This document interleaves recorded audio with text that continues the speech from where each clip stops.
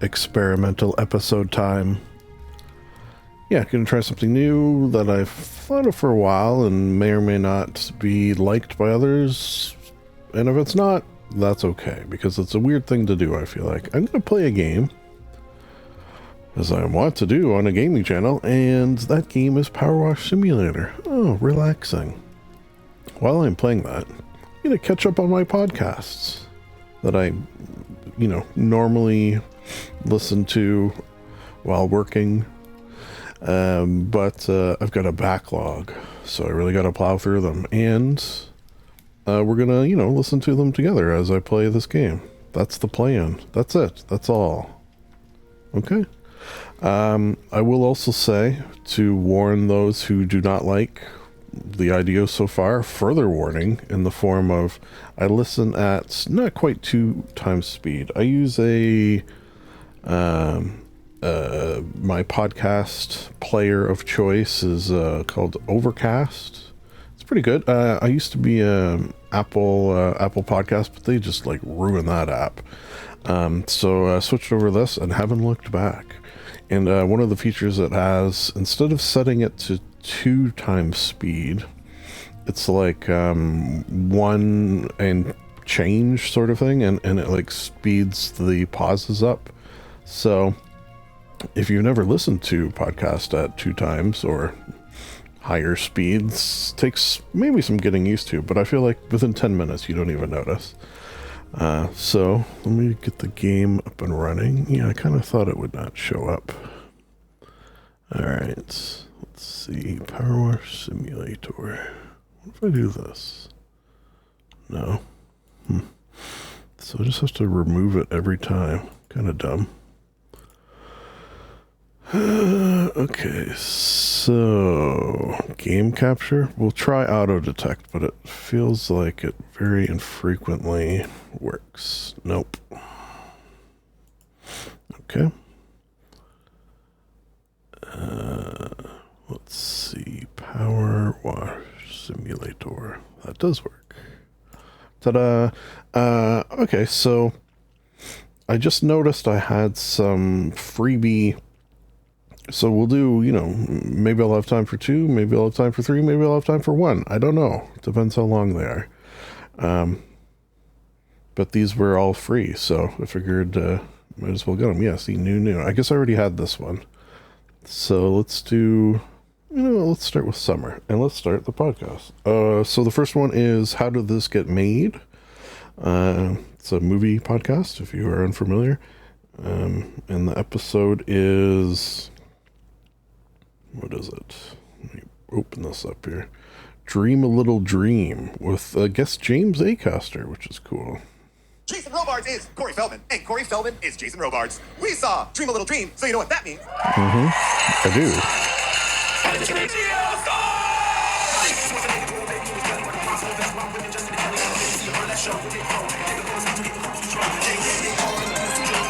The only time I notice the 2 times speed is when that's music, and it sounds a little weird. Alright. Oh, wow. Hello, people of Earth! Hello, people of Los Angeles! We are live at Largo to talk about the best Corey's movie ever made, Dream a Little Dream, a movie that came out in 1989. Now, I never have done this before, but I'm doing it tonight because I was worried that you might have trouble tracking what the hell we're talking about. So what I did was I decided to pull the description from Wikipedia about this movie, just to put us on the same page. And I think this will help. Bobby Keller is a slacker high school student who, while running through a shortcut through a backyard in this neighborhood one night, collides with Lainey, over whom Bobby has recently been obsessing. During the collision, elderly Professor Coleman Edinger is performing a meditation exercise in the yard with his wife Gina, theorizing that if he and his wife can enter a meditative alpha state together voluntarily, they will be able to live together forever. However, just as the Edingers are on the verge of completing their meditation experiment, the teenagers' collision renders both teens unconscious and acting a type of body switch between the 4 characters. Woo! Wow. That's the baseline that we just need to understand. We'll break it all down, but I figured if I just laid that down, it puts us on the same page, because honestly, that clarified a few things for me. This movie is 1 hour and 54 minutes. When I saw that, everything stopped. I got upset. It's a Corey's movie. Then I did a little research, and I heard that the original cut is 4 hours. and that Corey Feldman has been trying to get that cut back out, released. Thank God he has not been successful. He did, however, get a sequel made with the Teen Witch herself, Robin Lively. We'll talk about that later, but right now there's so much to talk about, and I can't wait another minute. Please welcome to the stage my co-host, Mr. Jason Mantzoukas! What's up, jerks? That's right. How we doing, Largo? Yeah, let's go. How we doing, Jason? Everybody else shut up. That's right, there is a Jason in the audience It's tonight. the night of Jasons. Robards. Suits. This motherfucker. He gets it. Jason, I was saying that I was familiar with this film. I was not. Okay, I never saw it, but I saw the Release commercial the for it. Corey cut. Release the Corey cut. Give me 4 hours of this. The fact that it was ever, like any cut of this was 4 hours is irresponsible. And I read, because I read that too, and I read the other 2 hours is just more montages. More montages set to music. For a movie that is either about 3 or 4 people or 300 or 400 people, I'm not sure.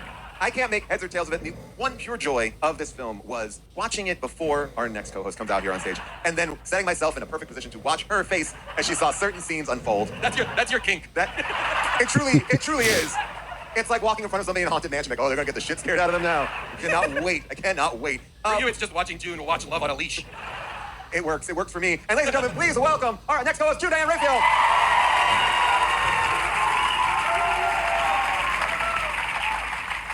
Welcome, June. How are you? I'm well. How are you, Paul? I'm fine. Thank you so much for asking. You know, I just finished this movie, and I mean, minutes before. I was in the green. There's 2 green rooms back there. I was in one of them and could hear the movie ending as if it was an echo of my life, but an hour ago. Yeah. Flashback, like we were in the dream state together. Right. Let's all enter the dream state together tonight. I want to get started because we have to talk about that description. There are several issues. Okay, I got it. And here's what I'll say. Yes, the movie is almost 2 hours. Which But- I couldn't believe. Every time I paused it, it was still so much. Because So I was much like, more. what's happening plot-wise is wrapping up. Yeah, it must be. When I saw it was still 35 minutes, I was like, it's over. They've It's already, over. the dance It's is been done. over. It's been over for a long time. I thought I was watching it with commercials because I watched it on Amazon. When I played it, it said with commercial breaks, and then started, and I was like, where's that commercial break? Where is it? Like, I need a break. By the way, and I never got one. I'd like to be advertised too. Yeah, someone Give me a influence break. me.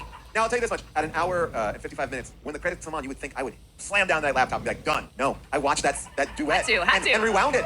Wow. Wow. I could talk about the dance sequences in this movie for the next, 6 hours. Well, you know what? Before we do that, we have a very special guest tonight. Oh my gosh, it took me a while to even figure out how to introduce him because he is so prolific. He is a comedian, he is an actor, he's a podcaster. You might have heard his podcast Off Menu or Perfect Sounds. You might have read his best-selling book, Classic Scrapes. You might have seen him on Taskmaster. He's got a brand new special on HBO called Hecklers. Welcome, please welcome James Acaster.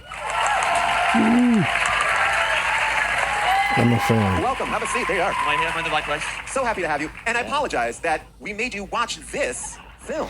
No, it was good. I just listened to him on Comedy Bang Bang as well. Like, I guess picture you just with in a his hotel new crushing 2 hours of this, special, which he's probably took you doing like the 4 rounds. because of pausing like me. I had little pauses, and also during it, I remembered that Corey Feldman had done an album that came out in 2016 called Angelic to the Core, which Yes. is kind of like the music equivalent of this film. And I was like, I haven't actually heard that album, so I listened to that album after I watched this movie, Yeah. which is over an hour long and 22 tracks. Wow. 22. Wow. People I are know. doing the 22-track album. I own it as a double It's a LP. double LP. Fred Durst is on it at one point.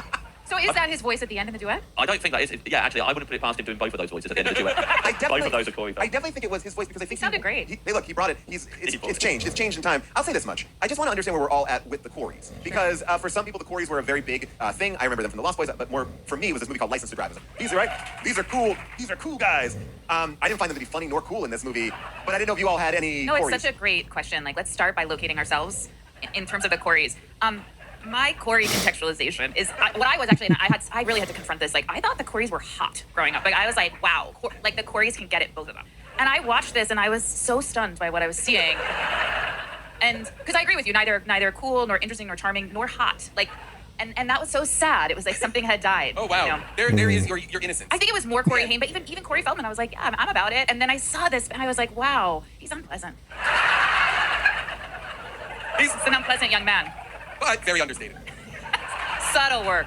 I mean, I would argue on some level, bold choice for two like heartthrob boys to go from Lost Boys, horror film, fun but funny, right? Then License to Drive, funny, Well, and Corey then, Feldman's done Stand By Me at this point, Yes. like, you know. and then to team up and do a dramatic body switch movie Well, about you were old calling people? it a body switch movie, It's though. not. It's not. It's not, because I only think there's one switch. The movie wants us to believe there's 2 switches. Right. And that is not the case. And in your description, you implied that everyone switched. Well, you said there were 4 switches. it's not. There's just not, Paul. There's only 2 switches. Paul, there's not. There's Paul, one admit switch. you're wrong, Paul. Well, I would argue.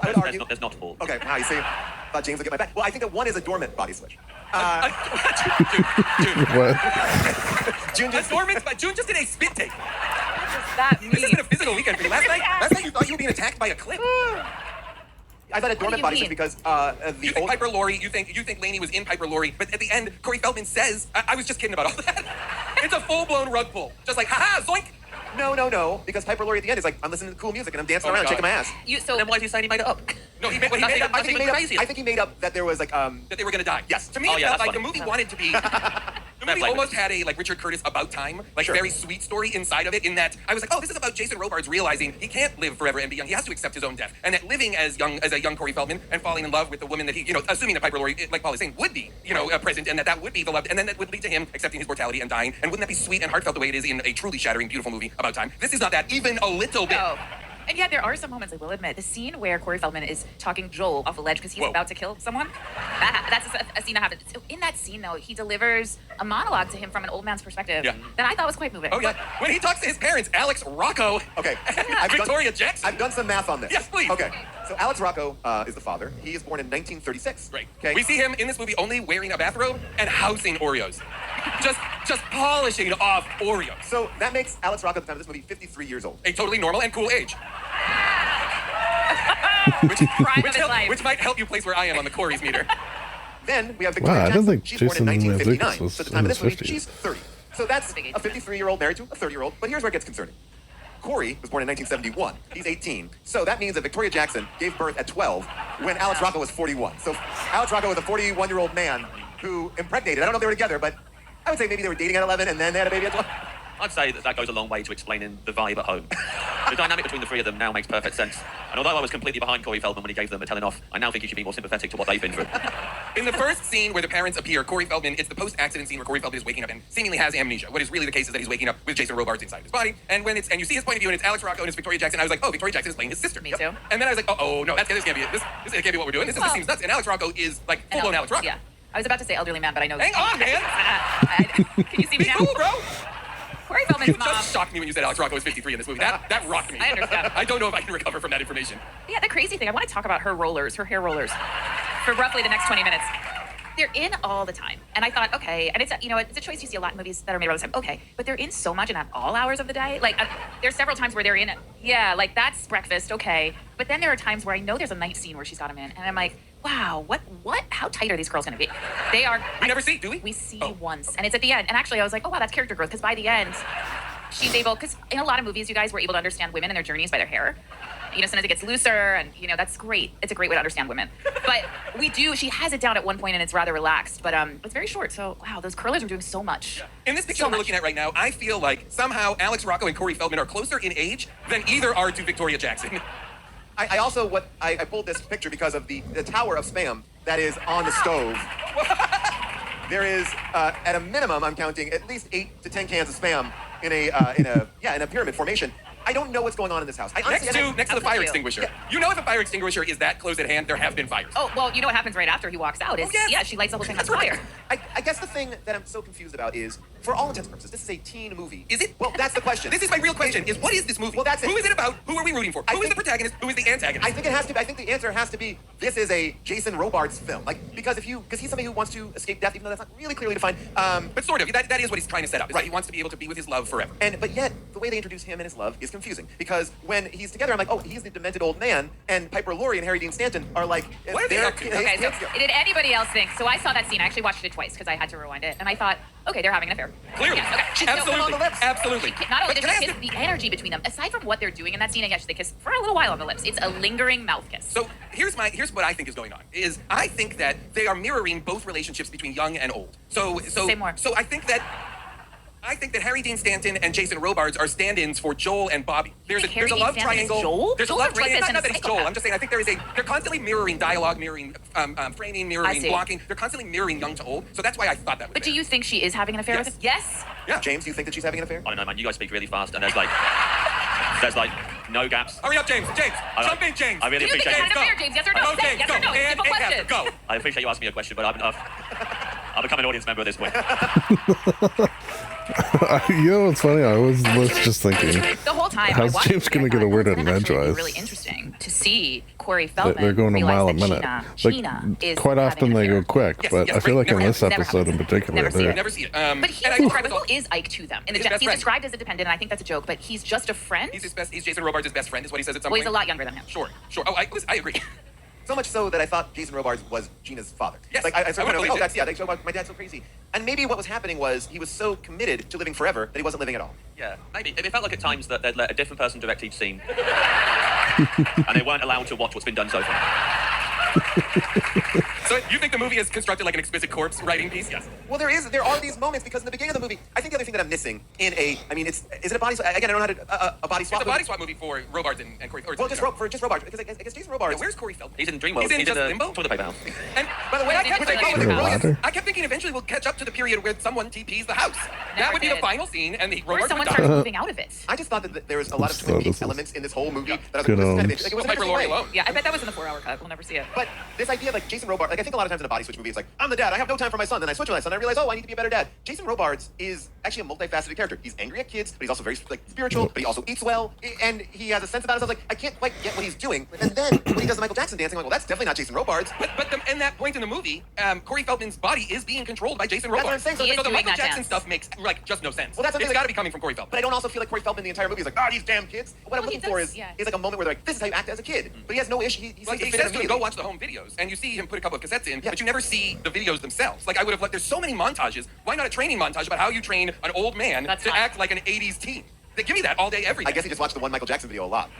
Like seriously. I laughed so hard. There was also a video in this shot where he's getting the videos and putting them in. There's a video on top of the TV labeled Aunt Irma's Visit. Just Yes. a whole VHS devoted to her time there. I had a video of my great grandma's birthday, but I guess a visit is not really video camera worthy. I don't think you. But it was at a time, I appreciated the detail because I was like, oh, this was back when if you had a VHS recorder, everything was worthy of filming. Yes. You know? Yeah. I had a lot of tapes. A lot Me too. of tapes. But this again, the issue of it is like it's not an old man being in a young boy's body because he never even seems to enjoy. Hey, I'm young. I'm so sorry to disagree with you, Paul, but he does look himself in the mirror and say, at least he's got a good body. I forgot about that. Which to me is Corey Feldman improvised. What? That was refreshing. It's not often you see someone self-pet themselves. There's not enough self-petting goes on.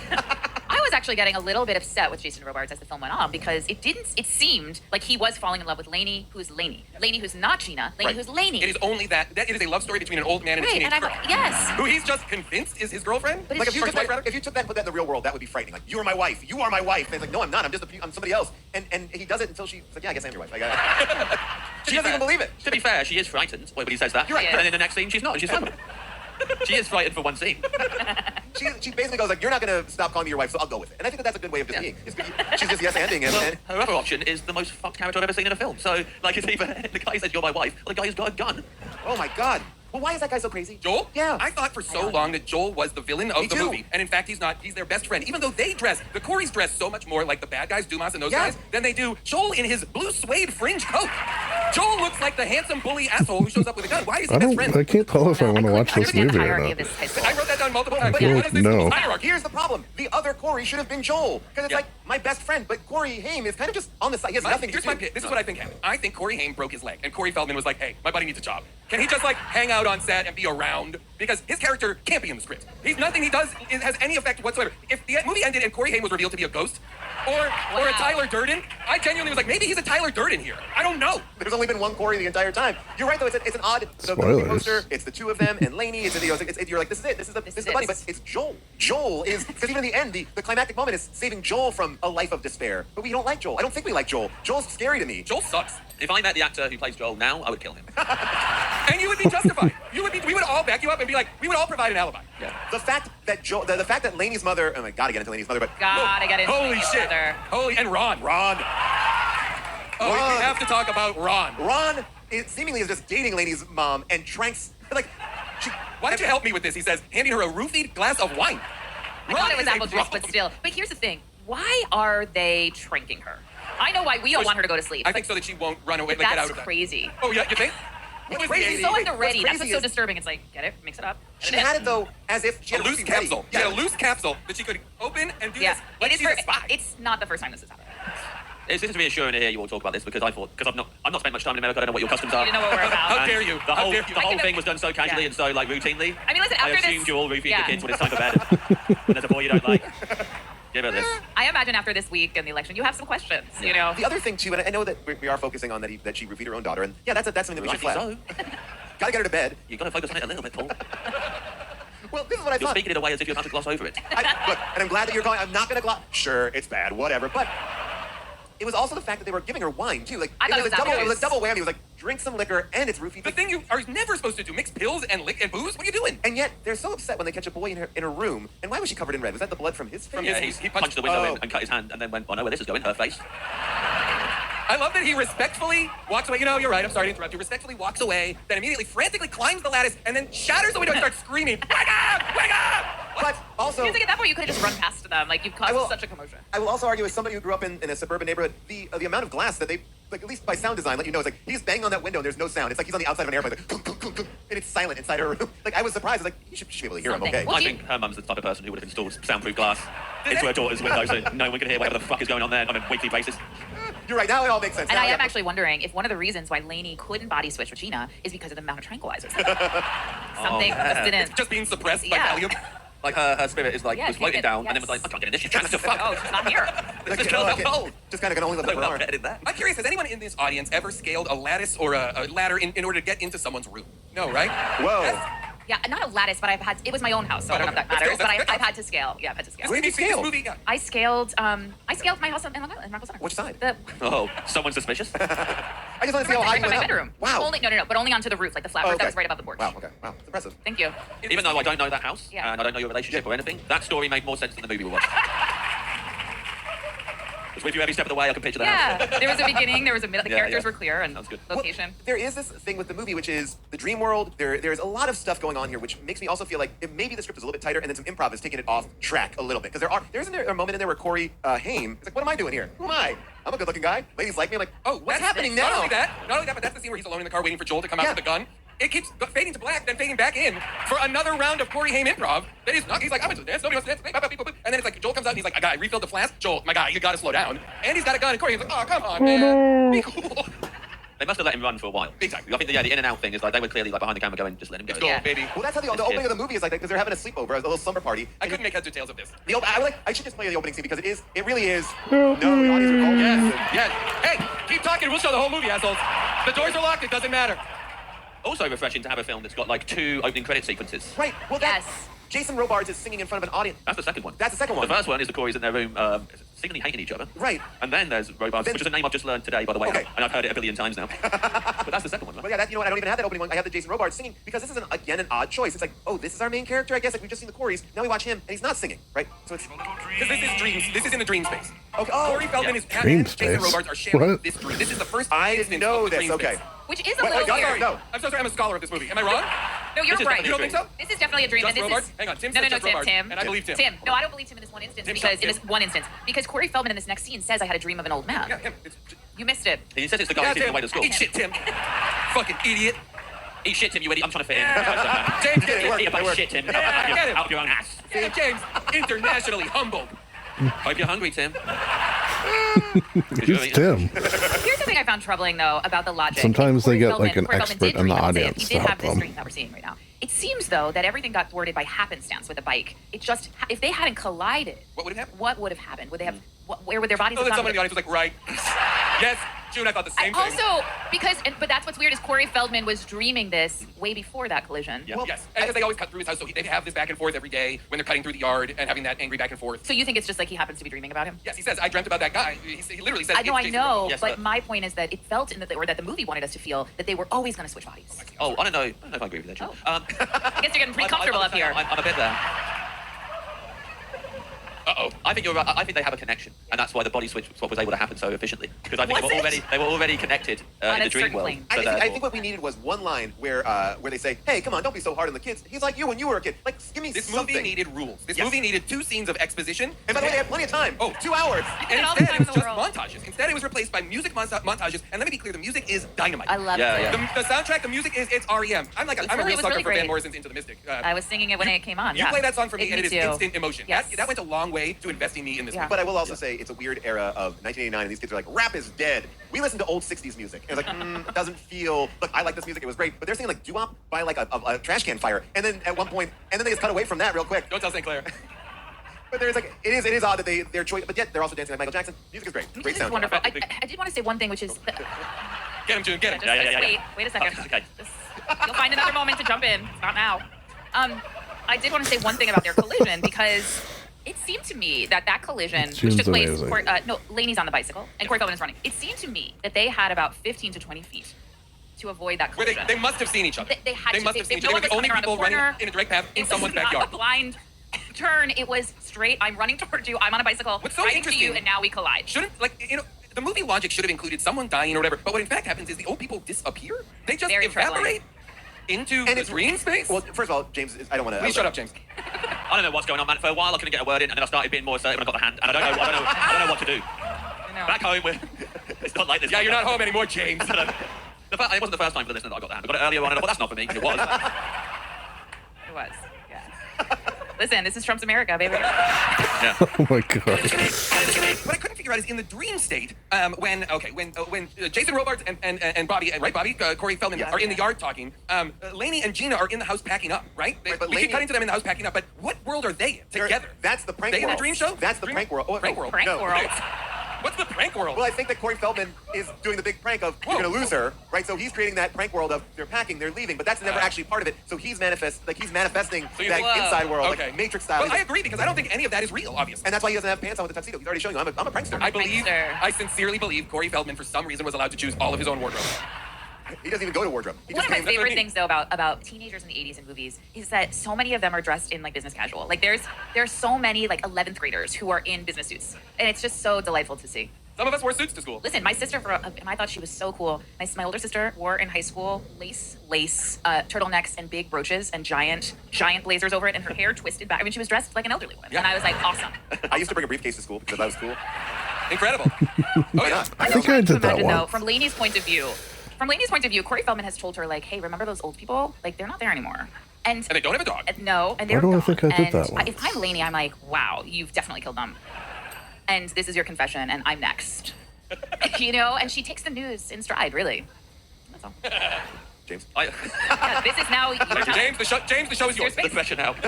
what do you want to say now? Look, I agree with everything she said. Good. Good.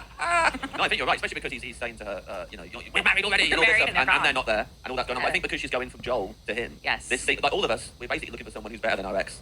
Yeah. Just even slightly. Yes. The bar is so low with Joel. Yeah. Just he's like, oh, cool, he's not like an absolute Yeah. psychopath who my parents want to induct into a cult. Yes. I also was obsessed with the dance team at this high school and what they were. I never got the sense that they were getting ready for an event, I or would some love sort of Maybe it's in competitive. a 4-hour cut, but I would have loved to see what they were rehearsing turn into a performance. Yeah, and like, is it a dance team? And then Laney's solo too. She's doing a solo to a modernized version of Dream a Little Dream That's that right. turns into the duet that this still is from. This movie has a dance duet. This movie has a minimum of 5 top hats. Yes. There's 2 in this scene, there's 2 in the end, and I believe Corey Feldman is rocking another top hat early on in the movie as well. Like top I hats. heard he rented them his hat collection. He made Love a production top paid hat. for his If you hats. watch any of my No, other doing long something- play again, videos, it's setting up something. We're like gonna the see it. They're actual all there. ones, They're not doing their whatever thing. this is. No, we're not. We only see. I mean, I guess. Yeah. If And the there's a group number top they're hat in the rehearsing is game, traceable. I will Yeah. inevitably find Wow. it and wear it. Wow. All right. June is already Oh, I'm internalized sorry. the whole thing. I'm ready to do it. You know what? I should buy a top hat. I don't own a top hat. The first It was time we see them ridiculous. dancing, and Joel's looking from the window. At that point, we don't really know. It's our first introduction to Joel. Right, and, that's, So- and we already know that Joel's a psycho, and his friend's like, hey man, why are we waiting for the 2 Coreys? I'm bored. And he's like, wait, they'll be here. It's like, what were they going to wait outside the gym? Like, well, that was a weird meeting point, and it didn't seem like they were going anywhere or doing anything. Very confusing, but the friend, it was the only person in the film I related to. Well, he's He's like, the only... why the fuck are we watching these? He's the What are only- we doing? He pops up every now and again, and he always seems like a pretty reasonable guy. Like, nicest guy. Everyone is going crazy and losing their minds and not reacting in a way that you would ever react to something. And he's the only one there going, everyone else knows this is nuts, right? I just want to play flag football. Yeah, he's there with the gun thing. Yeah, he's Even when the speech is going on, he's like, not the time, Corey. There's so much happening here. Why are you giving a speech like you're an old man? We need to nip this in the bud. I also love that, like, the idea that ending is, hey, if an old man could talk you out of shooting a person, it's like, it shouldn't be that hard of a ledge to jump off of. Hey, don't kill the high school bully for no apparent reason. The bully doesn't do a couple punches. He stole some food off his plate earlier in the film Right, when yeah. he was on his way to see his buddy. Right, yeah, so- And also, Joel is not Rapster type. Joel, frequently in the film, goes from talking to someone going, yeah, you're my best friend, to never say that to me again! Why is it... Regularly. You're Regularly. right, you're right. Non-stop. He's like, and that's why we're all friends. I will cut you in your fucking sleep! So there's no point that I don't think Joel would have shot that guy. In fact, I think it's very unrealistic that he got I knocked out of it. think maybe They're lucky I've all just the walk away from realized that. James By the way, I thought Acaster this does the movie was best going in such a comedic direction that I anger literally thought Joel was going to turn now and shoot Courtney. of Yes. anyone I was in rooting the for him. history Me too. of. And I would have been like, oh, what The a world. tragic ending. And then Jason Robards Yeah. would have like lived and been like, oh, life is precious. And I would have been like, yeah, that's a good movie. Like, and then he doesn't shoot Court, but then he walks right up to that Dumas's face with the gun, and then empties the bullet. That scene when it all ends and Corey's like, I'm gonna go over there and drink a beer, and finally Joel lowers the gun or whatever, and they all go to the back and they're talking and they're drinking beers. Dumas stays on his knees in front of the headlights of the car, like rocked. He crosses himself. He Right. is like his life is Traumatized. changed. I think what was hard though is like again the high school hierarchy being so fluid. You know, I thought Joel was a popular rich kid. He seemed like the cock of the walk kind of absolutely. guy. So the jacket says it all. I didn't understand why he was a target for Dumas. I don't either. Well, I think Dumas is just straight up bully, right? I mean, But Yeah, Joel but seems like usually he would be the the guys like Joel are protected in the order that we all subscribe to. like a prison system. Like Yeah. He's It's handsome. really confusing. Again, I don't know what I only really know your hierarchy from Saved by the Bell. sure, right. Sure. No, So, that's like, it. I know that there's like jocks and the cool Yeah. kids and the geeks and stuff, but Yeah. like in England, the really tough kid wouldn't be beating up the popular kid. Like, that's my read of Joel. Yeah. Was he's like Zach Morris. Yes, And now AC absolutely. Slater's bullying him for some reason. It's like you guys are meant to be friends. Where you meant to be both Duncan Screech? Yes. Well, It made no sense to me that Joel. May he rest in Yes. peace. It made No, no. I'm sorry to bring him up. I know. It made no that's sense to me that fine. Joel's I crew forgot included the Coreys. Like, because he and Corey Feldman seem to be competing over the same girl. So, Yeah. there's some way that the fact that they were best friends, they were Well, almost too Joel- close. Then why is Dumas even here? And Joel and Lainey don't seem to have a great relationship on the outset no. either. Like when we look at these characters across the board, we have Lainey, her mother is tranking her, is roofing her. We have Corey Haim, whose mom ran over him with a car. We have Oh, I forgot that. Yeah. That's the reason I only just put that together. Yeah, that's why he's got the limp and the cane that he walks around like Charlie Chaplin. It's spinning, it's doing a lot. Doesn't seem like it's supporting the leg. Even though he really did have a broken leg. And then you have Feldman, whose parents, you know, he's the son of a 13-year-old bride. I have a theory about Yeah, that. yeah. I think that before this film, there was another body swap. And the dad's age-appropriate wife body swapped with a child. All right, now I'm That makes And he sense. had to continue the relationship with the woman he loved, Right. knowing that her body was no longer what society would deem acceptable. By the way, at one point, if you're on Yeah. your flight back, I encourage you to watch a David Duchovny film that we did here on the show called The Secret, where his wife and Don't daughter. even don't say explain. it. Just watch it. Okay, I'll just watch it. You guys have been so generous to me with my viewing so far. I'll take more recommendations from you. What else should I watch for the 13-hour flight home, guys? By the way, justice for Shelley. Yes. Justice for Shelley. Yes. You know, she really got the short end of the stick. Who's And Shelley? She's. Shelley? How dare you? Shelley. Who's Shelley? Yeah. You made us do this, asshole. This is exactly the problem. You don't even Shelley. recognize that Shelley is a true hero. That's the Shelley shirt. is Who's Shelley and who? How dare you question any of this? I don't know. Shelley is Corey Feldman's girlfriend. Like they are She established does in a his homework. relationship. Oh. She does all of his homework. Are She they is his already They're girlfriend. together. They are a couple and they are together. Oh, they're in love. She's in Yes. love with him, rather. Which she is. She does all his homework. She's very. I was confused about Shelley How? because she pops in very intermittently as well. It's like, oh, I can't believe it. I don't even know what she's seen that she can't believe it. And then she storms off. We don't get enough time with Shelley to understand. I mean, Well, she's- Shelley Laney and the girl who's dressed like an Andrews sister. Yes. I couldn't make heads or tails of that. But I was like, all right, I'm going with it. But like, they seem to be a crew. But again, this movie exists in a feast or famine kind of scenario. It's either everybody all at once cacophonously in a scene together, or it's just two people. And that's it. It's like, it careens between way too many people and no people. I felt like I counted 12 people in the first 15 minutes, and I was like, any one of these could be the main character, and I don't know where to Take invest my anyone. emotions. And then I start Yeah, to find that's out. why and you I had to was- let go of Shelley so quickly. Yeah. You guys keep on saying Shelley. Isn't it Cherry? Oh, okay. Don't you feel stupid? My research says Cherry. Get him, Tim. That's embarrassing. How many people have you said that to I said it to Shelley. during the week in cafes and restaurants? Tim, am I right or wrong? Is it Cherry or Shelley? Eat a bag of shit Thank you. and just put some more shit on top of it. And eat that shit as well. Let me go. I think we've talked Am I about fitting in? Is that how we talk to each other? Yeah, it was good. I mean, You're on fire, James. Let's go into the audience. Let's talk to them a little bit. See what they have. I want to see where you're all at because I have a feeling you'll unpack some things that we didn't even get to. All right, hi. How are you? What's your name? Good. Jane. Okay. What's your question? I just wanted to point out that Lainey's mom says something truly disturbing that nobody's mentioned, which is when Lainey says, Joel hit me, the mom says, what did you do to provoke him? Or why did you provoke him like that? Very drop dead Fred mom. Yeah. Who, I want to be clear, you support. Who you think is a good mother. Scathing indictment, King Sanity. Well, I think that she is protecting her daughter. Oh, okay. I think I have a different opinion about this woman. Okay. Yeah, I mean, she does. She's not a good role model Look for her at daughter. twisting. Yeah, he's trying to get Look out at of this. twisting. Paul, I don't think we're ready to move on to another question. I think that was a very valid point that was raised. Well, yeah. What did she do to provoke him? Classic Team Sanity. She may or may not have body swapped with an old woman and then not dance with him at the prom or whatever. Or dance was. Here's a question. After the prom, when Lainey and Bobby go to that dance hall, was that a dream or was that real? That's like a Twin Peaks dance hall. It for sure seems, yes, dreamscapey, but who honestly Who knows? knows? I could No, also no, see because they're him dancing with going only old people. Yeah, Yes, but I could see him- but I could see him knowing exactly where Yes, to go. for Friday older night at the dancing. VFW, they play big band music, and you can dance with, I could see that, because everybody, Because if it were a dream sequence, then they would have had to have both been asleep. Well, I one of agree. them. I agree. No, because Lainey can be in the dream world because of the prankster. Lainey's already in Stop bringing up the prankster. the prankster. The prankster can manipulate the dream By the way, world. I Why does- completely missed the prankster storyline. Every time Well, you bring it up. yeah, it is there, but it's only there in the one moment where he says, I made was that. all a That's prank. all, it's all that. He never says prank. He Did just, you go back and watch it with that in mind? I mean, I recontextualized the entire film in that last moment of the film. But isn't it what we don't and what we're uninterested in interrogating here so far is that Corey Feldman's character wants to stay in the dreamscape. He wants to be dead. Yeah. He's Well, not dead. full stop. He's just in the dream world where things are better than his life. He doesn't like his parents, he doesn't like all of that. He doesn't like his pants. But Freddy don't get Krueger. to see- Freddy Krueger liked the dream world too. Bitch. That's a Freddy Krueger quote. What's your name, sir? My name's Dan. Okay, what's your question? So just keeping on going in on her mom because she's the absolute worst. Not only did she ask what she did to provoke her, but then in the next scene she says, "I heard about that fight you got in," like completely gaslighting her when Shelley had told her that what's his name, Joel hit her. So just Well, in the even first worse. scene, her mother is encouraging her to fuck Joel, and she's like, I don't think I want to, or I'm ready yet. And she's like, do it. Now, Tim, I'm going to get to you, but you look like you were trying to get my attention. Like, do you feel like you have something to add to the mom discussion? All right, we'll get to you. No, Tim has written a bunch of slams on James. Ready and waiting, Tim. I'm jet lagged to France. They won't even touch me. All right, what's your name? What's your question? My name is Mike. So we had a bit of a different interpretation of the movie. Who's the we? Who's we? Great, two of them. I didn't know there was like a whole row of people. Right? They seem great, though. So we thought that when they had the collision, that the body switch fully happened for Corey Feldman, but sort of happened for the two women. And that's why she couldn't remember her walker combination, and she was vibing with the old music, and that Jason Robards in Corey Feldman was trying to bring Piper Laurie out of Laney. This all is the same. Yeah. Yes, we agree with You were saying, so then. But it never happened. Well, I think what he's saying is I was right that there's a it's No, no, I a agree. four-body You switch want to movie. say you want And to that agree she with is Paul with the dormant? It was a dormant swap. Yeah. But It was quasi-dormant. Is your name Mike? Yeah, tell me the scene where Gina is revealed in Laney's body.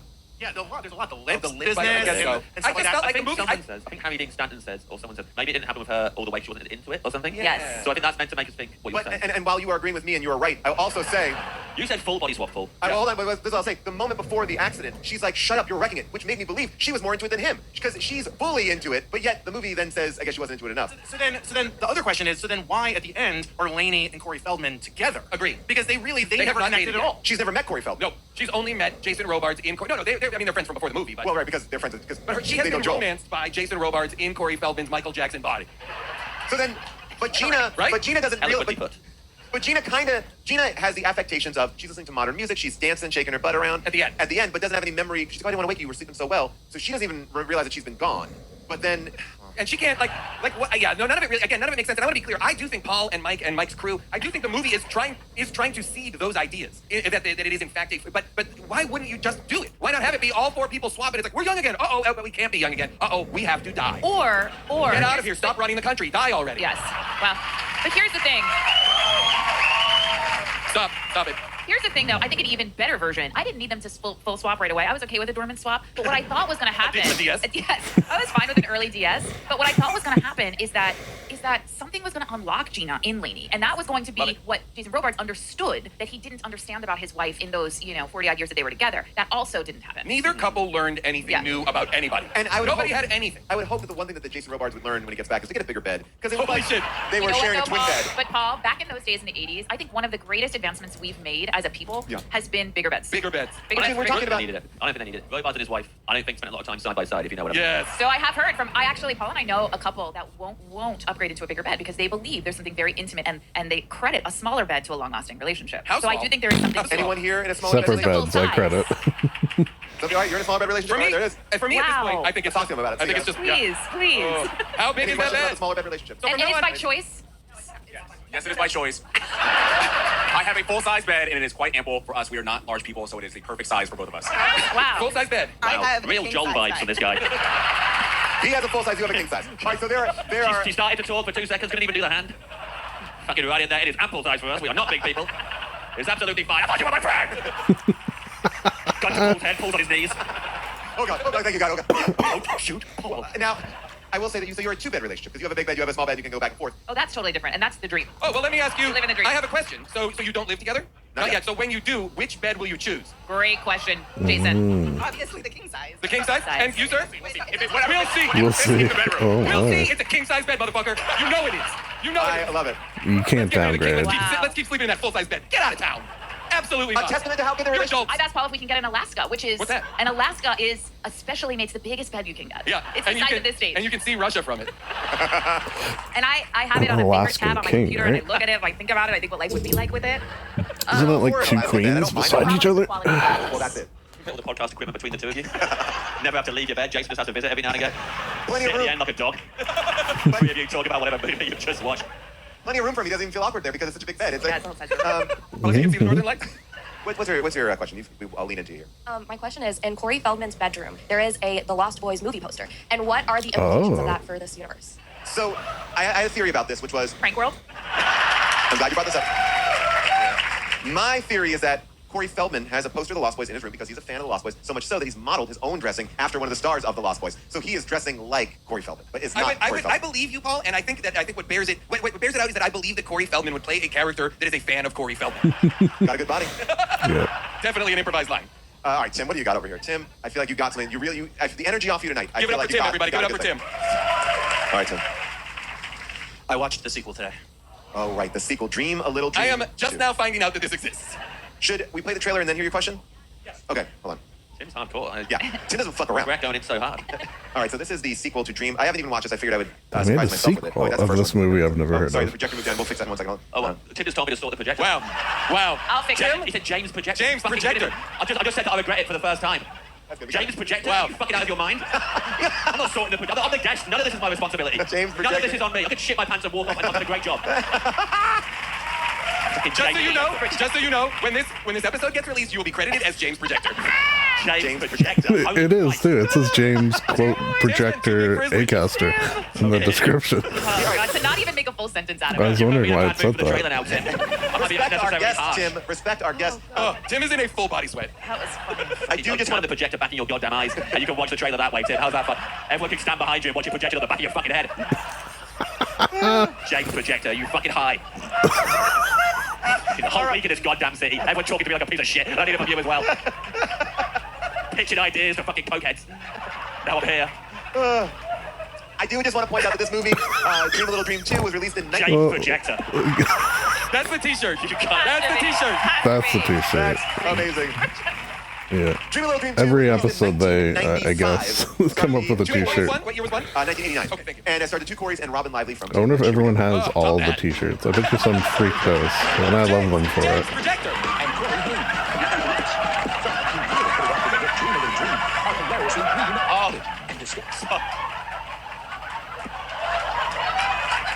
That's on me. That's my bad.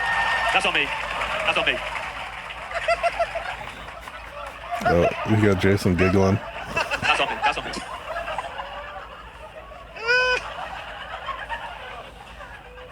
Leave all this in. Oh my God! All right, here we go. Why would you not? It's gold. Corey Feldman Joel? and Corey Haim. And Leeds. Who really hit it off with the hit Dream a Little Dream are hilariously reunited and discovered Robin Lively I'm not into this kind of thing. in Dream a Little Dream 2. Oh, come on. Wow. I guess they just took the Michael Jackson and the gunplay and they carried that into the sequel. But There's so much Michael Jackson stuff. Like, Yeah. I'm like stymied by that. You guys are watching that, mate? Oh, for sure. Yeah. We gotta follow. Inevitably, we'll end up doing it. Yeah. For sure. All right. So what do you got? Never mind. Oh my God! Tim, you did it again. Obviously, we have Never opinions about this movie, mind. but there are people out there with a different opinion. It is now time for second opinions. Hello, I'm Jason. Review said it was bad, a total train wreck. I couldn't help thinking that it wasn't bad at all. Review said it sucked as a complete disaster. I couldn't help thinking it wasn't bad at all. Second opinions. They had these thoughts inside of their heads, and they type them with their keys. Yeah, see, music, you can kind of tell when the speed is not normal, I feel like. All right. For whatever reason, it's just June and I on stage. I love it. I love it. There are 1,673 reviews for this film, which is Wow. a lot, especially doing the show a lot. That's a huge amount. 83% of the reviews of this film are 5-star reviews. Only 1% are 1-star Wow. reviews. I'll start off here from 2024 in March. All right, so this is just a little while ago. Jessica writes, best part is how elderly and teens come together in harmony.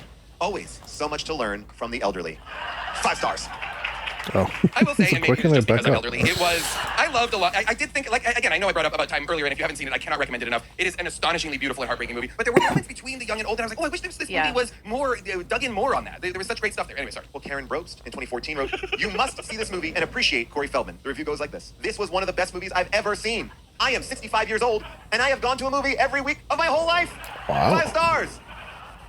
For a whole life, every week. I'm going to end with this one because it will tie into what's going to happen next year. E. Cooley titles this review, Great Movie for All Generations. It's so romantic. It has a lot of human emotion in it. I have to admit, I used to be in love with Meredith Salinger, who played Lainey in the film. Corey Feldman might not be the best actor ever, but he was excellent in this, and the Academy Awards should have noticed.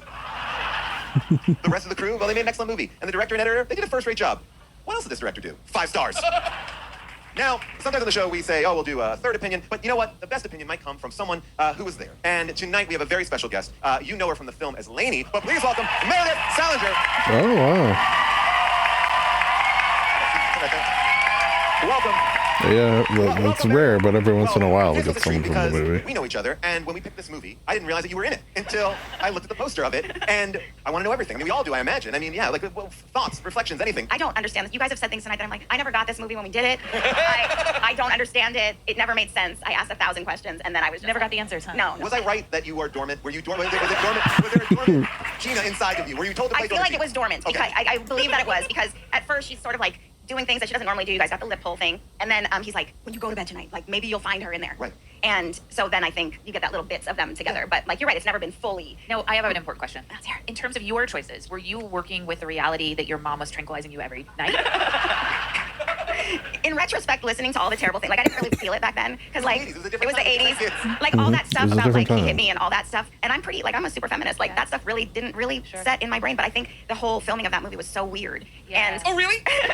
Meredith, this movie was weird to film? but everybody in that movie was like musical. Like Mickey Thomas played the teacher. Mickey Thomas from Jefferson Starship or something. Oh, yeah? Right. Okay. And then the guy who was like Tim, the right. boyfriend of the mom. He's Ron? like Ron is something in Foley. What Dan Engel was Just that get band? on this. Tim? faster. Tim? Google Tim faster! Like that guy's a famous musician. Can people Wow. know? Well, I Wait, guess was the director or the writer somehow? The director is the son of Alex Rocco. Oh. What? This movie's directed by Kid Rocco? Who knew? Kid Yes. Rocco. I mean, were you present for the Michael Jackson? I mean, you were for parts of it, but Was I present for Yeah. the? I mean, because it's like that's one of those. That things- dance scene yeah. is haunting me to this day. Like, Can you go a little bit into I how can did this explain. happen? Yeah. Well, there was a choreographer. Okay. But then, That was. no. But then there was maybe another choreographer. But then there was a choreographer. A choreographer. But Tim! Game recognized game. Tim! Absolutely elevating Meredith and just crushing James.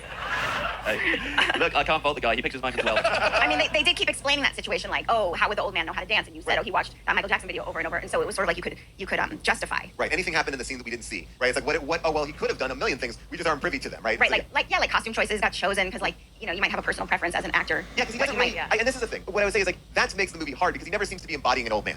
Right, but he trips sometimes. Okay. So sometimes it's not like perfect. Right. Okay. Well, Lainey to me has a very classic trajectory of like a young woman in these movies, which is she spends most of the movie trying not to get raped at every turn, just like trying to fend off rapists. True. And then the guy who doesn't want to rape her right away, she falls in love with, and is then like has that classic line, and this happens after the Michael Jackson dance, which is "You're so crazy." Yeah. And I was so happy to see you play out that narrative because it's just An very epic. iconic. Yeah. Yes, it's an epic performance. But there is an element of it which is insane, which is that your character is, for all intents and purposes, falling in love with Jason Robards, Right. not Corey Feldman, not Bobby. Right. Like, Which I is- wanted that last scene to be like walking away with Corey Feldman, but looking back at Jason Robards, like, Or Wonder or what not it with Corey could've Feldman been. at all, just like ding dong, Jason Right. Robards' house. Yeah, that would have been good. Meredith, when you were working on the dance sequence, was there any information from the director of like this is dance club and you compete every Friday? This is Oh, like why? What was are that we group? doing? Yeah. I think it was just like dance class at school, class. maybe. But you said something earlier about like how it doesn't make sense and why is Corey Haim even in it? And my favorite part of the entire movie is that scene with Corey Haim in the car where it's going on and he's like, "Hello, honey." Like he's just so funny and cute and adorable, and that was the best part of the movie for me. Just that little him being funny in that moment. here's a thought that knowing you were gonna come out here, I was thinking about this. I looked about it's shot in North Carolina, right? You shot Yeah, in on Wilmington All right, so Beach. you're shooting in, and I believe the high school is the same high school from the pilot of Dawson's Creek. I did some deep diving. Oh yeah, I did Dawson's Creek there too. Okay. Oh yeah, wow. So, you Yeah. weren't. So you went back there and filmed Dawson's I Creek? did. I went back to film Dawson's Creek. Is that Yeah. wild? Being back at Dream a Little Dream? You know Van der Beek, filmed Dream a Little Dream. I don't know what it was about. And I was there. I asked a lot of questions. I know what this is about. It's your creek.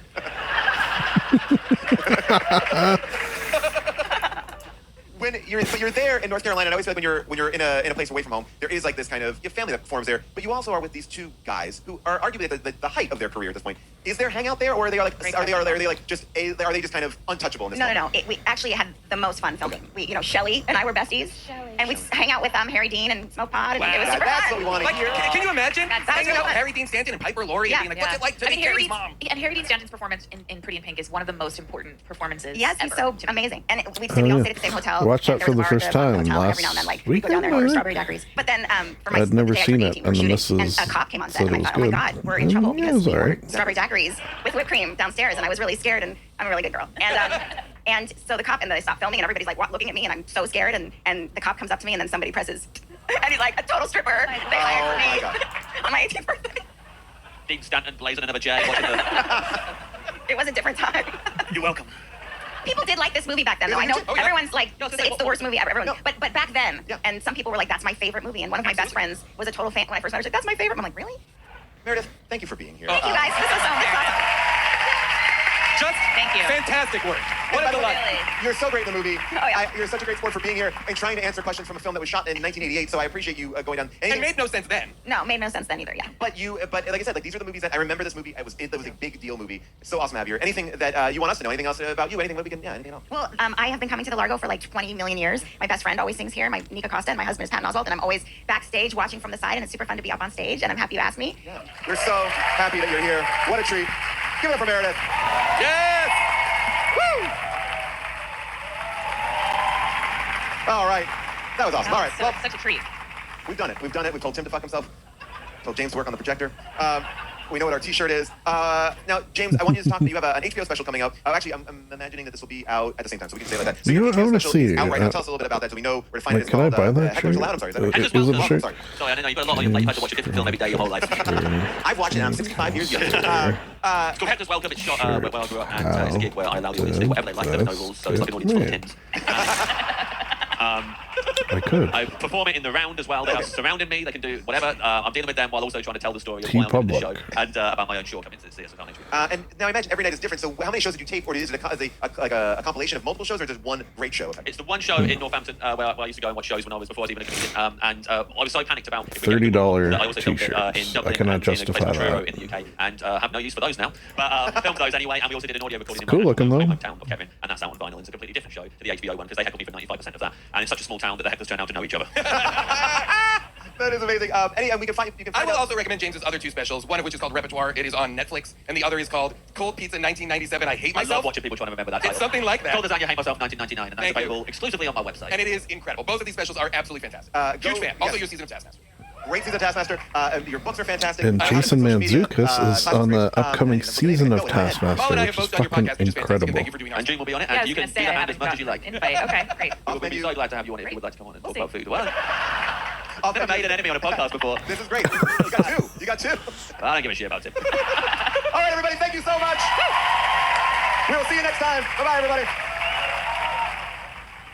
All right, thank you, James Acaster, and thank you. I feel like June would be great. I don't know if Off Menu is one of the ones we're going to listen to, actually. Everybody up in the booth this past week. We've had a great team there, and Maybe we'll I'll be in skip January one. for a 3-night run. So get those tickets right now. But if you can't make it out to LA, we have our holiday show coming up. That's right, our holiday show on December 12th with Jessica St. Clair. Now, you might want to immortalize Dream a Little Dream, but we are going to immortalize a moment from this show that's a little bit different. You see, we figured there's no better t-shirt than a t-shirt that says James Projector. That's right, we have the James Projector shirt right now in our TeePublic store. Go to tpublic.com/stores/HDTGM. It will be on sale right now. I mean, on sale and on sale, like discounted. Anyway, people, if you got opinions, if you have a take, I mean, I don't know what we could have missed from Dream a Little Dream, but if you have something to tell us, Well, you this can was, call us the PAUL, episode ASK, was a or little join our while Discord at ago, so discord.gg/HDTGM, maybe I and we will missed break the it down sale. together. We will answer your questions. And you know what? Jason and I have talked about a lot of stuff. And one of the things we're going to talk about is the Back to the Future musical that Jason had no idea about and that I am truly obsessed with. So that is a fun little bit that you get to look forward to in next week's Last Looks. By the way, people, if you want something special from me from the holidays, I'm going to give it to you. That's right, because at the Podswag store, I have personalized, or I should say, I have signed a bunch of my books with different sayings from How Did This Get Made. Now, if you want something even more personal, head to my website, and I'll personalize it to you with what you want me to say. That's right, people. You got two options. You can get a Geostorm, you can get a Face Waterfalls, or you can get Dear Beth, Will You Marry Me, Paul Scheer. I mean, I've done it all. We also have a bunch of great Christmas gifts at podswag.com. How Did This Get Made? Podswag gifts. It's so good. I love our Team Fred and Team Sanity pint glasses. All right, people, remember, if you listen to us on Apple Podcasts or Spotify, please make sure you are subscribed to our feed and have automatic downloads turned on. All right. Let's skip to the next And last but not least, I one have to thank our entire team. which This show could not be is done without I am talking about our producers, Scott, Sonny, and Molly.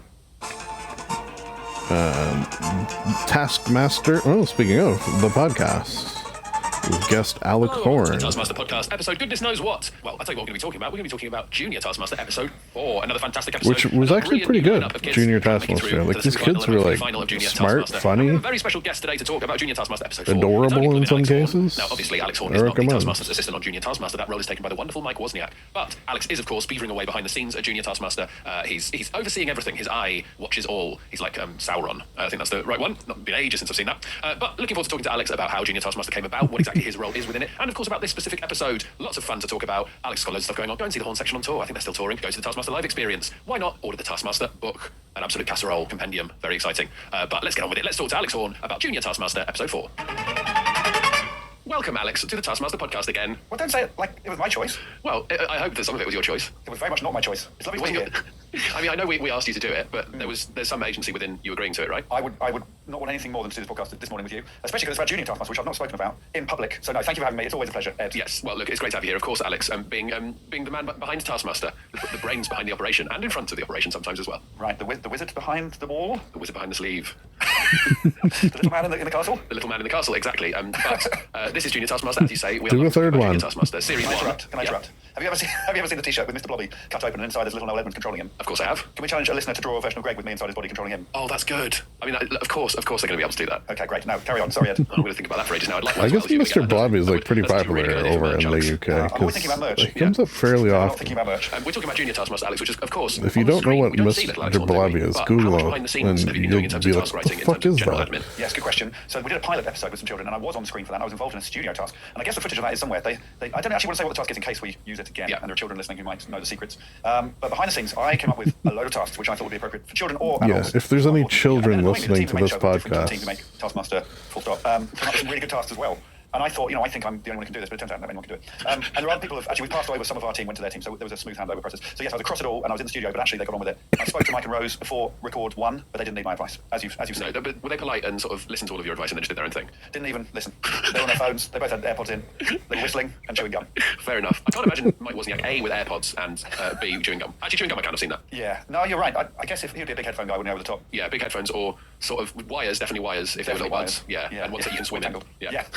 No, they did listen politely, and actually, I think they were apprehensive for show 1, which is why we did this pilot episode, so they could have a practice being. Basically, they're practicing being not necessarily mean, but cutthroat with children. You have to tell them that they're bad when they're bad. So they got a few things out of their system. And my only advice was, it's okay to tell people they're not good. So I've done this a lot in primary schools. I've done Taskmaster, and actually the kids enjoy being ridiculed in a way. Well, they don't want to feel like they're being treated like children, right? They want to feel like they're playing the game properly, and they're actually doing Taskmaster. And part of Taskmaster is if you do badly, you get 1 point or something. Yes, and there's something to revel in coming last. You want to come last more than third. Yeah, I think so. 1 point is brilliant. Yeah, I think Rose is very, very good at doing it, giving the 1 point, because she does do a little compliment sandwich. She does. Yeah. So we probably edit out quite a lot of her being nice. She does.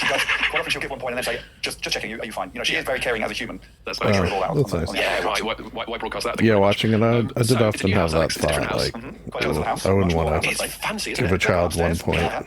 What's the thinking behind the new house? Is it simply schedule based, or did you think it was part of making Junior Taskmaster have its own identity? Bit of both, Ed. We did go down the line of looking at sharing a house, and the kids came. We looked down all sorts of avenues. We thought Greg and I might be the hosts of it, but again, there was a bit of a. You've gone for schedule. I might go schedule if you don't mind. That's fine. Yeah, go for it. Yeah. Okay. We do have American listeners. Yeah.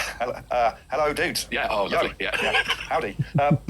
Canadian listeners. A fresh house and fresh hosts is what the show needs, I think. And it's great they've got their own place because they are. This is Rose's show. She's the Taskmaster. This is her house. So yeah. And she wouldn't live in that tiny little house. No, she needs a bigger place. She's more important than Greg. He won't be listening, will he? No, God no. No. I think I have to listen to this for him. That's the rules. Yeah. So yeah, new house. A lot of looking around for houses. We had a lot of trips in a minibus with the producers looking for the right house, and that one eventually came up. There's all sorts of factors. It's got to have quirkiness. It's got to have space. It's got to be near shops and so on. And I think they landed on a good one. So yeah, I am genuinely jealous of that house. Yeah, it's really good, and it definitely works for the show. And they just need a bit more room to run around in, like the caning it around in the garden, like we saw the finding the peas and all of that. That was great. Just the size of the garden meant that if a child was throwing a pea into it, it was definitely lost. Yes. Sorry, I coughed. You said yes. You looked up into the distance as if you were going to say something else. You coughed as if you were clearing your throat, and then you looked at me and said sorry. Yes, well, I was trying to remember the different filming schedules with children. We had less time with them than we do with the grown-ups because they're only in 1 episode, potentially 2 if they get through, potentially 3 if they get through again. But so the filming is trickier. So they're not there at the house for 5 or 6 days as the grown-ups are. Yeah. So if it rains, and they just have to deal with it. So in this episode that we're going to talk about, there was rain for one of the people. But I liked that it's a full-on garden, like you say. So yeah, they can be children. They can run around. Let's get on with it. Let's get on with it. The prize task on this episode 4 of Junior Taskmaster: the object that would be most useful in a zombie apocalypse. I'm loving the prize tasks on this, Alex. I really am. Because they feel strips right back for the kids, and then but also just making them really open to interpretation for them as well. And I think it's a lovely thing to do. This is a pretty good one as well because there's not a lot of logic. Like we haven't explained what a zombie apocalypse would look like. Yes, but the kids have all gone, yeah, well, I guess there's going to be one at some point. Yeah, so they all know what it is. It's all part of their lexicon. Yeah. Zombie apocalypse. Yeah. Does the child know about I'll let you know with it. Yeah, you're saying schedule. So. Apocalypse. I wonder if any of the kids are like, what is that? Skepticism. So they just go straight into it, and this is my answer. And I enjoy the prize task with the kids.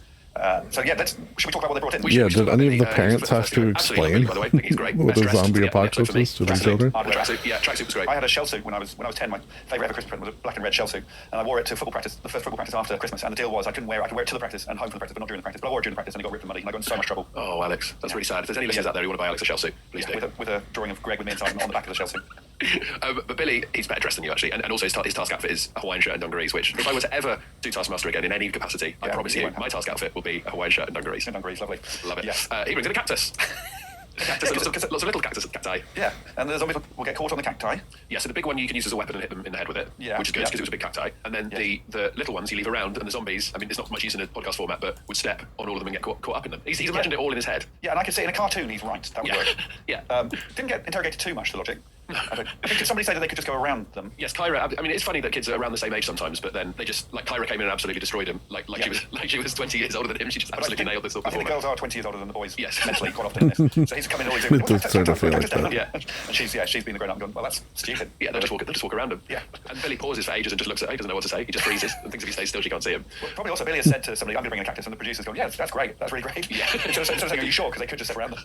Yeah, no, you can't say that initially, I guess, can you? You have to go, "That's great," but then you have to let them know. Someone might say that this isn't very good, or someone might question you about this. Well, I think the process is similar to the grown-ups. We do have to just trust them. We trust. Yeah. I think it's just if you brought in the same as someone else, you might say, well, maybe think of someone else, something else. Yeah. But I think if he's gone for a cactus, that's what he's saddled with. That's, yeah. I like using one as a weapon. I think that'd be good for zombies. Where do you grip a cactus? Pot. Got to be on the pot, hasn't it? I just worry their roots aren't firm enough. Like they're just going to fly out the pot, aren't they? Well, that'd be cool though. Yeah, you hit one zombie with it, and it's going to stick in it. Depends how long the needles are. I mean, look, the thing that no one's telling the kids is you have to destroy the brain. Some people are telling that to the kids. Yeah, but not on the show. Not on the show, they're not. No, it needs to be emphasised in the show. Yeah, I agree. We need to. Well, hopefully they're listening now. In case you've got to destroy the brain. Yeah, that's trying to kill the zombie. What I noticed is that a lot of the kids are quite pacifist, and their main thing is escaping the zombies. That's what they want. Yeah. Okay, well that's all right, isn't it? Which didn't occur to me. And if it's an apocalypse, you're not going to kill them all, are you? So it is just finding refuge and maybe another planet. Yeah, no one thought about that. Emily brought in mint oil because she says that the zombies stay away from mint and it kills them now. I don't think that that's true. No, she's done a brief Google. Not enough. It's definitely not going to destroy the brain of a zombie. It's not going to kill them. It might ward them off if that is true. But to me, this seems like something that she's been told as a way to make her brush her teeth.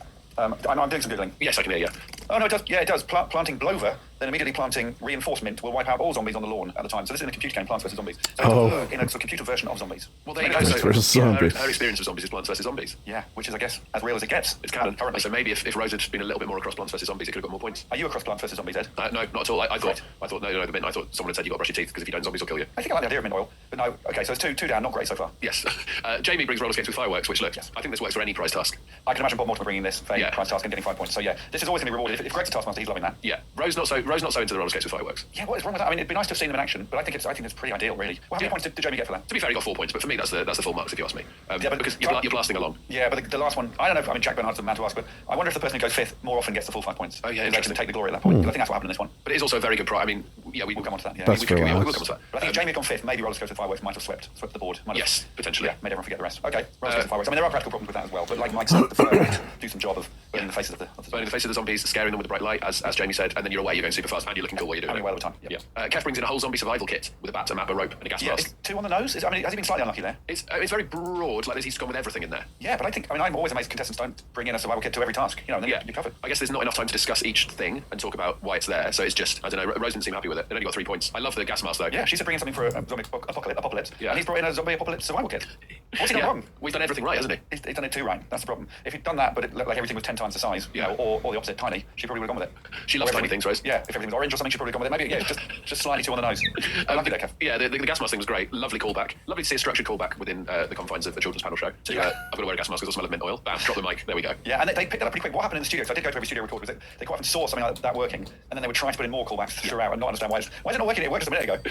I mean, that's how I feel every time I record a panel show. I remember, yeah.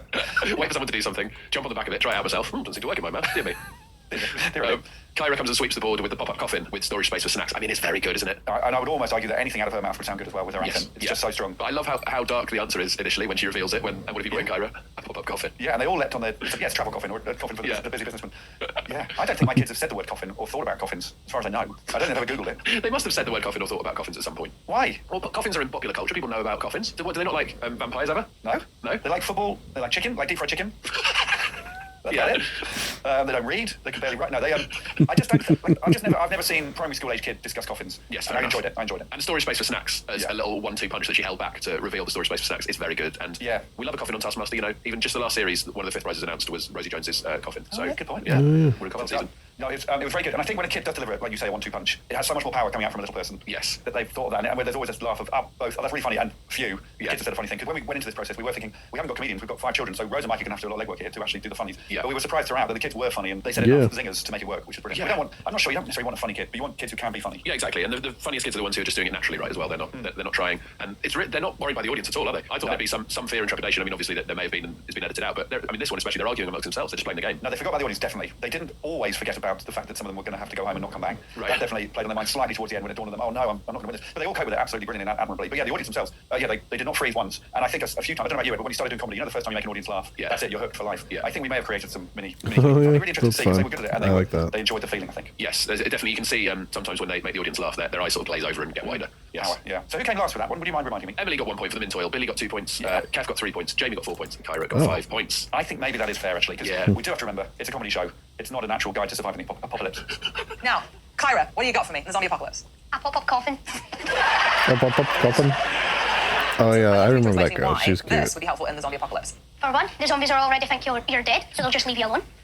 Oh, right, so the idea is to get into the coffin? Yeah. Wow. So that was for one. Was there for two? Yeah, and you can also store snacks inside of it. So you can stay in there as long as you want. Something about a small child with a Scottish accent. Transfer the sandcastle from plinth A to plinth B. The least damaged sandcastle wins. You have 5 minutes. Your time starts now. A lovely task. Well, behind the scenes, Goss, that task did feature in the pilot. Okay. I think it's a really good task. I think Ooh, I wanted, hot Goss. quite often we thought of stuff for this show which I wanted to do with grown-ups as well. I think it would work on the grown-up show. Definitely. There's one detail which I can't remember. I think we hid the actual sandcastle mould somewhere in the shed or in the garden property somewhere. So one tactic that no one did is to go searching for the mould so you could just remake it properly on the second plinth. But I think because no one looked for that, we didn't include it in the edit. I might be wrong, but I'm pretty sure that's yeah. I was thinking that as it was going on, is there a way of getting the sandcastle mould, shifting everything across, or just putting the mould back on, moving, flipping the bucket, and then doing it? I think there was, but there was a danger of, there's always that thing of, if you hide something like that, what if they all find it? Yeah. So it would have to be fairly well hidden. So I'm pretty sure it was something like the other side of the shed. So and no one found it. And you don't want to push people in that direction because then it's unfair. So I think no one found it. I think if somebody had said there must be a mould here somewhere, they might have been encouraged to explore, but that didn't happen. I also think that might be one of those workarounds that by the time you do it, it's not as good as another way of doing it, aka the way Kyra and Billy did it, because there's no chance of them damaging that sandcastle because it hasn't moved. No. So yes, we were definitely hoping at least one kid would switch the letters because that's classic Taskmaster. Yeah.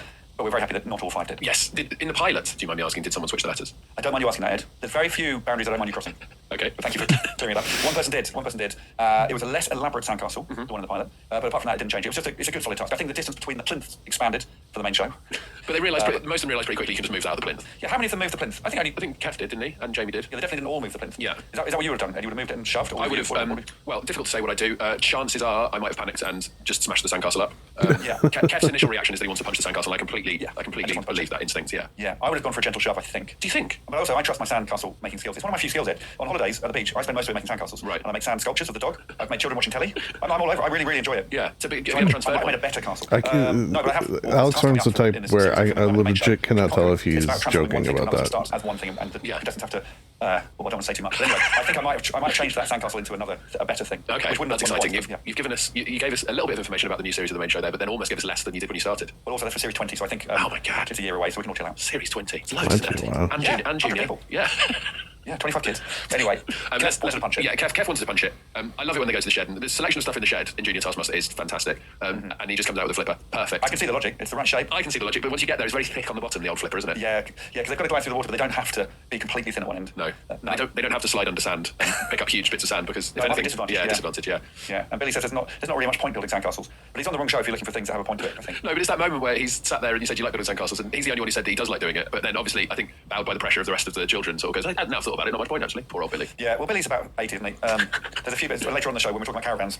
You suddenly realise he's different to the others as well. Jamie gets fly swatters and tennis rackets. Yeah. Both things have holes. See, this is why I like it that Rose can say that to Jamie and goes, like, famously got holes in. So there can be some sarcasm and there can be a little bit of ribbing. It's great. Oh, completely. I think this is classic boys using brute force and girls using intelligence. I mean, that's a broad generalisation, but in general, the boys tended to use physicality instead of brains. Well, in this case, there is some truth to that, but then we've got to talk about Emily, who runs in there, all guns blazing, running around top speed, huge energy, going, you'll see. So delighted to be outside doing this. You'll see. Daddy Rose, that's just nonsense. Where is Daddy Rose? Where is Daddy Rose? It's just all, her energy is amazing. I bet you wish some of the adults have that energy every day. Yeah, you'll see I quite often think which adult she was like. I mean, there's a bit of Lou in there. A bit of Lou, maybe. You'll see, and obviously you don't see. Yeah, no, I'm very fond of Emily, but I don't know if you noticed the time limits on the kids ones tend to be shorter than with the grown-ups. Right. And that did encourage a bit of panicking, I think. Is that why just because you can't make them do things for like half an hour, obviously? There's a bit of that. There's a bit of attention span, and also I think if you leave them too long, they will all settle on the same. There's a chance they will all end up in the same place. Whereas we kind of want to see their first instincts. Yeah, makes sense. Rather than too much thought process. Well, Emily ends up with just like a pile of sand and a bowl on top of it. Yes. Do you think she fully understood it at any point? I think she did, and then it all fell apart. And then in the studio, she said, "Well, you never said anything about the sandcastle not being together." Like, damage, I think was the term, wasn't it? Yeah. Yeah. Just there for Judy Love in her as well, maybe. Just but also supreme confidence happens. Well, I've done it. I've done the thing. I think I should get at least 3 points. But I'm enjoying all of the kids' ability to just lie to Rose and Mike in the face of overwhelming evidence. So Kev says there's no damage to his, but it's just a turret stuck out of a pile of sand. Yeah, I like his little face because he's got a few tells when he's lying. He's quite an innocent boy, I think. Let's talk about Billy and Kyra. They both ended up doing the same thing. They start trying to move the sandcastle, but then eventually decide that they're going to switch the letters around. The controversy here is that Kyra takes the letters off the plinth and switches them around. Billy gets tape and puts new letters on top. Now Kyra seems to be suggesting that is not as good as what she did. Yeah, I don't think she's got a leg to stand on. Yeah, I think they've done the same thing. I mean, if I was one of the other kids, I might be saying, it does say transfer in the wording. Have they transferred any sand at all? I mean, obviously we want to encourage outside the box thinking, but arguably they've just transferred the pedestal, or they've just transferred the letter. There has been no transfer there. The sand is no longer on pedestal A; it is now on pedestal B. So I don't know. You've got to allow a little workaround like that, surely. I think if Greg was doing it, it would depend who the person was. I think if you had done that, you're in trouble. Actually. Oh, no. If Lisa Tarbuck's done it, she's getting 5 points. Yeah. Well, anything Lisa Tarbuck does, she deserves 5 points. Quite right. I'm not putting it down. I'm just saying, if Greg respects a person, he will allow it. But if you won't. No way, because he likes to see me get all angry. Yes, I guess what I'm saying is, I think Kyra and Billy did the same thing. Yes. So should get the same points. And you're right. They successfully protected the castle, and it is now on pedestal B. Pedestal. I think he called it pedestal. Pedestal. He's saying he says pedestal a lot, and I just this is why I could not have done that job. Right, you're having a real go at him for that. I'm not going to go at him. I'm laughing every time he says pedestal, and then all the kids say, "Why are you laughing?" And then I would say, "I don't know. I can't tell you." But justice for Billy because he only got 4 points. Yeah, I mean, it was Kyra arguing it, and I again think actually, if you argue successfully, then well done you. Because we want that. We want a bit of arguing, but we don't want too much, and it's hard for the kids to judge what is too much. But she did persuade Rose, so well done, Kyra. I think this episode gets just towards too much arguing, just on the line. I think, and it all spills out. Bear in mind, you're seeing an edited cut as well. Yeah. Yeah. But it was worth it for the celebration, which got to be mentioned. There's not enough celebrations in Taskmaster. Yeah. So seeing a kid have a lasso celebration, like a gold celebration, I think we should encourage more people to have a trademark celebration moment. Do you think the change of letters tactic reflects a contestant who's seen a lot of Taskmaster? I do. Okay, but I think I was assuming all of these children had seen Taskmaster before. They've all seen it to some extent. Not all of them have seen it when they'd applied. Right. And because they were put forward by their teachers often. Teachers thinking, this kid would be great for this show. And the kids, they're not all Taskmaster aficionados. Some really had seen every episode, but I think lots of them had just seen a few. So I don't know what the stats are on that, but I got the feeling these two had, so there's a tactic here. Does like a child like Taskmaster? Also, I think that's why it's a great show for children to watch as well, because it gives them an insight into what that kind of thinking is, thinking outside the box and working out loopholes. And you've actually created a generation of geniuses. All right. I think these are the kids that are going to get us out of the climate crisis, and it's all thanks to you and Taskmaster. What are you thinking? I'm just going to look around, so I'm going to go in here. What are you looking for in the shed? Hey. Talk me through what are you thinking. You'll see, you'll see. I'll see. Yes, you'll see. Okay. So what is this portrait? Like, it could be a portrait of me. I'm going to bend the rules. How are you going to bend the rules? Which rules? You'll see, you'll see. I'll bend loads of rules here. So do you feel like you've damaged the sandcastle at all? A little bit. A lot, maybe. I don't care. I'm going to redo it. What sort of things do you use to make You'll see, you'll see, you'll see. X-rays. So I'm putting this in, so I can rebuild the whole thing. Is that possible? We need to do this all quickly. 30 seconds. 30 seconds? Yeah. Okay, just hello, Rose, and where's Daddy Rose? Daddy Rose. I'm done. Thank you, Emily. Bye-bye. I think I might save the inner peel. Does two. Do one of these 5 things. Take £5, Maybe make your face blue, eat a do lemon, the just door like go to the last, caravan, open the door and shout, I want a caravan holiday. Or You're the only whatever person to that do your is. chosen thing, you win 5 points. If anyone does the same thing you choose, you get 0 points. You have 5 minutes. Your time starts now. It's classic. It's got a classic feeling to it. I'm very fond of this task because, quite a lot of Taskmaster is luck. Things are out of your control. You don't know what the other 4 people are doing. But you could argue there is some logical way of doing this, I think. So you can get in people's heads, and there was a lot of umming and ahhing, and in the end, they all failed. So that's perfect. It's so funny, and the things are also funny as well to cut between. So of course, someone going, who's going to paint their face blue? Cut to Emily, loving painting her face blue. Not only painting her face blue, having the best time in the world. Yeah, that edited itself, definitely. Yeah. Can I ask which of the options you would have chosen, and then I'll tell you why I was done? I would have really panicked about it, I think. And I think I would have eaten the lemon, because I would have thought no one else is eating the lemon. Yeah, you're punishing yourself, aren't you? Yeah. What would you have done? Well, I think there's 2 ways of doing it. You've got to have fun. There's 3 ways of doing it. You're either saying I'm doing this for entertainment value, as well as trying to win the points. So then it's blue. It's blue or dressing up as Mike, I suppose. Or lemon is for people's entertainment, right? Yeah, okay. But the smart thing is just to take the fiver, so then even if you lose, you're winning. That's true. None of them do that. You're taking the fiver, you're doing everything else. You're guaranteeing no one gets any points, because you've already done the same as somebody else, and you've got the fiver. Yeah. Right, so I think that's the smart play. It says do one of these 5 things, though. Yeah, but once you've done all 5, you're disqualified anyway. Yeah, but would Rose just not take the first thing that you did as the thing that you did? Well, it just says the second part is if anyone does the same as you. Oh, yeah, that's true. But you're right, you might just disqualify that person from the task completely and just discount all the things they've done. Anything they've done. But you still got a fiver. Yeah, you still got a fiver. Yeah, none of them take the fiver. A fiver to a kid is huge. It's lovely. So the idea is bigger than a 20. Yeah, I think it's almost terrifying, the idea of having a fiver, so that's why none of them take it. A fiver's like a 50 for us. Yeah, I think so. You don't really see a fiver in the wild when you're a kid, do you? But yeah, they did try to second. I think there was some second guess. Some kids just went for blindly into it, which is not a bad tactic. You need that as well, don't you? You need the kids who are just going to plough straight into it. Kev's the one that broke my heart, because obviously he's agonising over this for so long and goes through every option. He really wants. It made me laugh how much he wanted to go to the caravan and shout into the door, because he just likes the caravan. Yeah, I think in this whole task, Mike was quite tough on them, which was good, because he could have absolutely. I don't know who went last in the recording of it, so but presumably Mike knew one of them. Yeah, of course. By the 5th person, how you get the points, but he definitely didn't help anyone. Yeah. And he actually, when Billy was wanting a glass of water, he said, "Yeah, I bet you would." That was pretty good. It's good to see Mike. It felt like he got to know the kids at that point. If that had been the first chance, he would have got him a glass of water. Yeah, I think so. Jamie also eats the lemon. Eats it like it decides to eat it like he eats an orange, which is good. It's a good tactic. Yeah, that is a good tactic. But only realises apparently during that he's got cuts on his lips. Yeah, why did he have cuts on his lips? Maybe he's had dry lips that day. Cuts on lips is not a good sign, is it? No. So who ate the lemon? You're going to have to remind me slightly. So Jamie and Billy ate the lemon. Kev, Emily and Kyra all painted their faces blue. Yeah, I mean, the chances of that, I think we were probably slightly worried that 3 people might get the full 5. It's quite likely that 3 will go one direction and 2 the other. So I think this is the ideal outcome for the show, if not for the children. But also the good thing is, no one got 5 points. Because if somebody gets 5 and everyone else gets 0, that person is almost guaranteed a place in the next round. So it was a good outcome overall. What I really liked about in the studio as well is when they're talking about having a 5 and what they do with the 5. And Kyra said she goes to a theme park, and Jamie says, that's going to get you a lot there, like a dad would say. Yeah, well, he's 50. Yeah. And then she invents a situation where she's the boss. She knows the boss of the theme park, so she gets a discount. It's great. I've listened to them talk for ages. Really, they should have hosted this podcast. Well, I would say also, I do like all 5 of these contestants, and I like all 25 of them. There's something about Kyra and Billy. I guess it's a maturity that I would happily watch them do a whole series. Yeah. Which was the worry. We talked about having the same 5 kids in a whole series. Yeah. And whether that could sustain it. And I think the way we've done it is probably right. But there's some that I really wanted to see in multiple episodes, and those 2 were 2 of them. So it's no points for anyone. Yes, and I really enjoyed Rose reveling in that. Yeah. All rubbish. Let's move on. Well, because she didn't have to give someone 1 point and someone 5 points, so that's a little break for her, isn't it? Yes. It was very tense in the studio as well, I think, when they didn't know what the 5th person was going to do. And the 5th person did very well not spoiling, because obviously they didn't know. When they see the blue face, they had good poker faces, so well done, the kids. Why don't you want to paint your face blue? I don't like painting. It's my suit. Thank you. I do really want to go to the caravan and shout that, though. Decisions, eh? I think I'm going to go to the caravan. You're going to go to the caravan? Yep. Okay. You're lurching heavily between choice to choice. I don't know. I just like it. I like the caravan. You made a decision? Yep.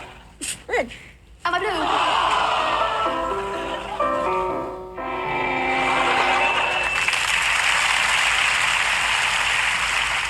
Task 3, leave no stone unturned. When you have turned over all the stones, you must put your hands on your head and shout, no stone is unturned. Most stones turned wins. You have 5 minutes. Your time starts now. I think it's another example of a task that could have been in an early series of Taskmaster, because these kids don't have the cynical looking for loopholes that the grown-ups do. Yeah. I don't think, not quite as much. So yeah, it's another classic task, I think. We occasionally have tasks that are made from a proverb or whatever this is. A phrase. Like getting a camel through the smallest. Yes, of course, yeah. What I liked about that, though, is it could have been on an early series of Taskmaster, but there would have been a chance of some of the contestants understanding the references to Joss Stone, Emma Stone, and Sharon Stone. Whereas on this occasion, it felt like they were there just to rub it in the kids' faces, that they couldn't see that. Yeah, I think this is also very much us trying to say this is a show not just for children, it's a show for all the family. So we put in a Joss Stone for the dads. Joss, Sharon, or Emma. So you've got a choice of any stone. We cater for any stone preference. But yeah, very much. Even in the studio, when they were explained who they were slightly irritated, the kids. Yeah. But it wasn't for them at all. That was just for the grown-ups watching. But maybe if they'd listened to what Mike was saying, they might have worked out that something was going on. But something that we've discovered on this show is that kids don't listen to Mike. No. They can tune him out. They find him genuinely annoying. Well, we share that. Yeah, we're both nuisances. Yeah, and even the sticker situation, anything with a sticker meant it was turnoverable. So somebody did discover a sticker on one of the human stones, I think. Yeah, I think Kyra found a sticker on the back of the Sharon Stone yeah, cushion. but still didn't quite work out the link that it must have been. Anyway, yes. I don't blame them for not recognising Sharon Stone as being a stone. Jamie's the only one who's been on caravan holidays. Is devastated to find out that other people haven't been on a caravan holiday. Yeah, I don't know if he thought he'd been losing out or they'd been losing out in the past. Yeah. If they'd been on better holidays or if he'd been on better holidays. But yeah, more old man energy, definitely. Yeah, loved it. He does pretty well. He just beetles around, turns over all the stones. There's kind of, you've just got to look, haven't you? And Billy is the one who falls at that hurdle of just doing the stones in front of him. Yeah, going too quickly. And he has his dang it moment, which was, I thought, really good of Mike. Quite often I watch Mike and think, oh, you're better at this than me. He instantly said, are you from 1860s Oklahoma? Which I think I would have just gone, really dang it? That Mike goes one step further. He's great. Yeah, you would have gone, right, write that down on my pad. And in 3 months' time at the studio, we're going to tell Greg, and then Greg can make a joke about 1860s Oklahoma. Yeah, I'll leave that to you, Greg. Yeah. And even in the studio, just having that self-awareness of asked if you do anything differently, he says, oh, I would have actually looked around. Yeah, that's a good example of a kid saying a funny thing. I think he knew he was saying a funny thing. Yeah. Definitely wasn't pre-written. He couldn't have prepared it. It was instant. But I don't think he realised how funny it was till people laughed. Yes. And he's probably going, why are you laughing? I mean, that's literally of course I would have looked around. What is the point of the question? So 109 stones for Emily. Doesn't really look everywhere. Doesn't do as much looking as she could. And goes too early, leaves too early, and spots more afterwards. Starts trying to turn them over. Mike's a little bit harsher because the whistle has been blown. That's the key. If the whistle's blown, it's over. Yeah. I mean, I think this is an early task for these guys. It might have been their first one. So I think once we get to the final, or even the semi-finals, because they filmed that after, the final they filmed after this process. Yeah. So they had to become more canny contestants. I think then you've got the kids going out looking for more stones, making stones, writing the word stone down, turning over. Because there are lots of other ways of doing this. Yeah. But yeah, I think you're seeing some newbies getting caught out. I take it they filmed their heat. Then I guess did they have to come back for semi-final and then come back for final? No. So if you want to know the process, it was fiddly. We had to film enough tasks that they could all be in the semi-final. Right. Because we came back to do the final. So the final was separately filmed. If I'm wrong, someone from the team will let you know. But I'm pretty sure we filmed enough on their first day that any of those people could do the semi as well. Well, that's great for them as well, right? So it's not like they're missing out on doing. No, exactly. That's the fun bit. Exactly. I'm pretty sure I'm right there. And if I'm wrong, it doesn't matter. No, it doesn't matter. Let's just say that's true. Kev turns over 128 stones. I mean, again, it's just the questions Mike's asking him about. Who's that actor who's in Police Academy 4? And he's just trying to get on with it. We're only 10 years old. I think with Jamie said we're only 10 years old in the studio. Really clean with Mike. Yeah. It's good to remember. I think every episode one of them should say we're only 10 years old. Yeah. Just to remember this. Well, we had that in an earlier episode where Mike was asking why someone hadn't invited taken their auntie out for lunch, and she said, I'm 9. Yeah. Which is perfect. He's the other one who accidentally turns over the Sharon Stone cushion, which gets in that extra stone point. Yeah, I wonder if, in retrospect, the human stone should have been worth more somehow. because it didn't, if you're already turning over 120, it's not like they had extra. Yes. Like, they really were just moments for the Yeah, look silly. Yeah, absolutely. Yeah, maybe a 10-pointer if you get the human stone. 10 stickers on the back. Maybe. But look, that's not too late. No. Yes, Too late. Now we're getting to the big numbers. Jamie and Kyra. 135 stones for Jamie. Just meticulous. He's just opening everything, going in big numbers. But it's Kyra who gets the 137 stones, and includes my favourite line in the episode when Mike says, "Have you finished turning over all the stones?" And she says, "I don't like you." Yeah, well, a lot of mixed messages from Kyra, because she also says you're my bestie to Mike earlier on. And this is Kyra's in full control of the episode. Yeah. She's in full control of everything. I think an unassailable lead by this stage. Oh, dominating the whole thing, yeah. Yeah, I quite often imagine, like what Christmas would be like with Kyra. She's running the show, and she's putting the turkey in the oven and clicking her fingers. No oven gloves. Yeah. No, she was fantastic in this task. Does the Sharon Stone cushion, turns it over just in case. Yeah. Nails it, 137 stones. We've since found out she's 16. So 5 points for Kyra, It's 4 like points for Orphan. Jamie, 3 points for Kev, 2 points for Emily, and 1 point for Billy. Actually, I've not pitched you my theory yet, Alex, my idea for the next series of Junior Taskmaster. Okay. One episode. One episode is 4 kids and Paul Chowdhury's the other contestant. I'm in. Oh, that's a good idea. Yeah. Sorry, I cut you off there. One adult comedian I was just going to say this is competing with Emily's. 4 children. They're going at this point, I think. Yeah, I think so. It's now between Jamie and Kev for second place. So what we do, again, behind the scenes, goss. If I feel it's like clear that Richard something happens Iowade before would the be final good. junior task we got, don't do a leaderboard at that point. Yeah. But actually, it's exciting because second place means something much more than Taskmaster grown-ups. It is exciting. Jamie and Kev battling out for second place, which means that chaos ensued with the loo rolls. I've got to turn them. Yeah. I'm just going to flip them all over. Is flicking the same as turning? No, not really. Oh God, there's loads. What movies are you into? I don't know, like Harry Potter, Twilight. What was the name of that? What was her name, the actor in Police Academy 4? No clue. Steve Gutenberg? I reckon there's something in the task that I'm missing. Is that your kind of fundamental gut impression? Your sort of basic instinct? What do you say? Can't think of the name. Sharon. Someone stole. What kind of music are you into? I like One Direction. So, who was it? She did the Super Bowl in 2006. I wasn't alive. Or did you tape it or something? What's over there? A big stone. How big are we talking? Like a superstar? Decent. Big enough to win a Grammy? Get out. Who, me? Stone. Oh. Oh, God. Thanks, Kev. I think. Thank you, Jane. Thank you. Bye. Bye.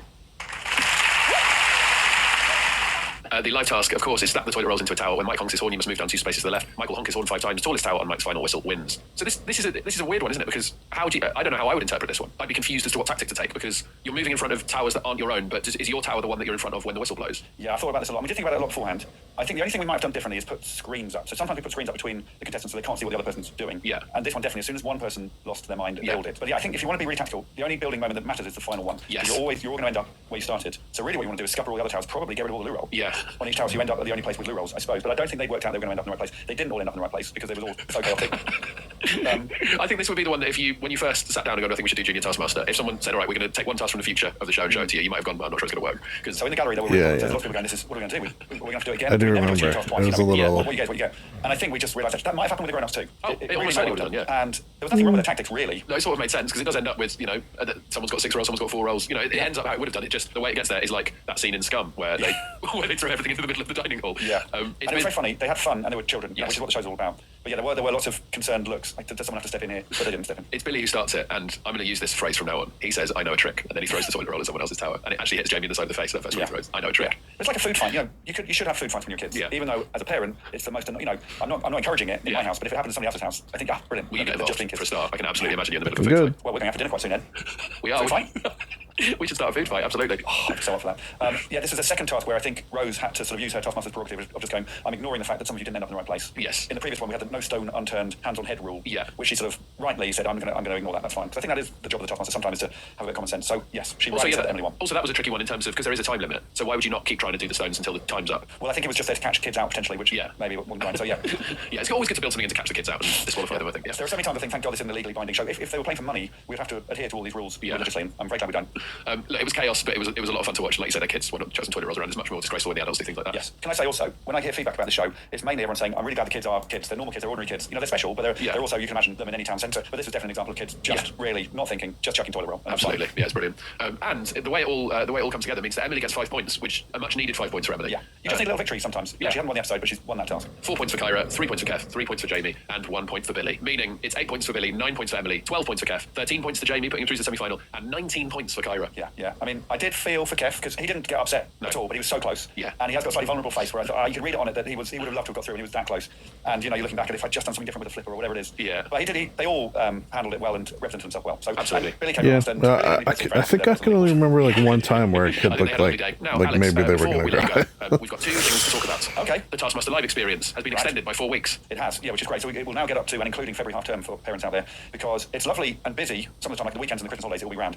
It's lovely and calm during weekdays, and I would recommend going weekdays because then you can really take your time and have your picture taken everywhere. The atmosphere is great when it's round, but also we want to let as many people in there as possible to experience it. And I think February half term will be a good time to see it because Christmas is going to be pretty manic, lots of work parties as well. So yes, we're keeping going, and ideally we're going to extend again if it stays busy enough. So please do go down. We're constantly changing it. I mean, I've got a WhatsApp group which is my main WhatsApp group now, is of the guys who are there on the ground all the time saying, what if we did this? And they're all as excited as we are, which is brilliant. So we're putting in new tasks in the bar and in the museum, which you don't have to pay at all to go and see. So yes, it's exciting. We've got some Christmas decorations up, but it's not becoming a Christmas place, but it is festive. Yes, good. Well, that sounds like. Look, I had a great time there. I highly recommend getting down there. I might pop down again. I only did one of the strands. You see. Yeah. Well, Greg, he's not an escape room guy. No. Greg, but he really enjoyed it, and that's very out of character for Greg to want to do that. So fantastic. And you've got the book, the official book on Taskmaster. The compendium. Yes, I was talking to Amanda Holden about it yesterday because I was doing a little bit of the radio plugging circuit. Oh right, it wasn't just general chat. No, we're not friends. But you know what? I think she's brilliant. I really like her company. She's so fun. But I don't think she knew why it was called an absolute casserole, and I mentioned difficult to because of the hemorrhoid situation, and as you can imagine, she cackled so loudly.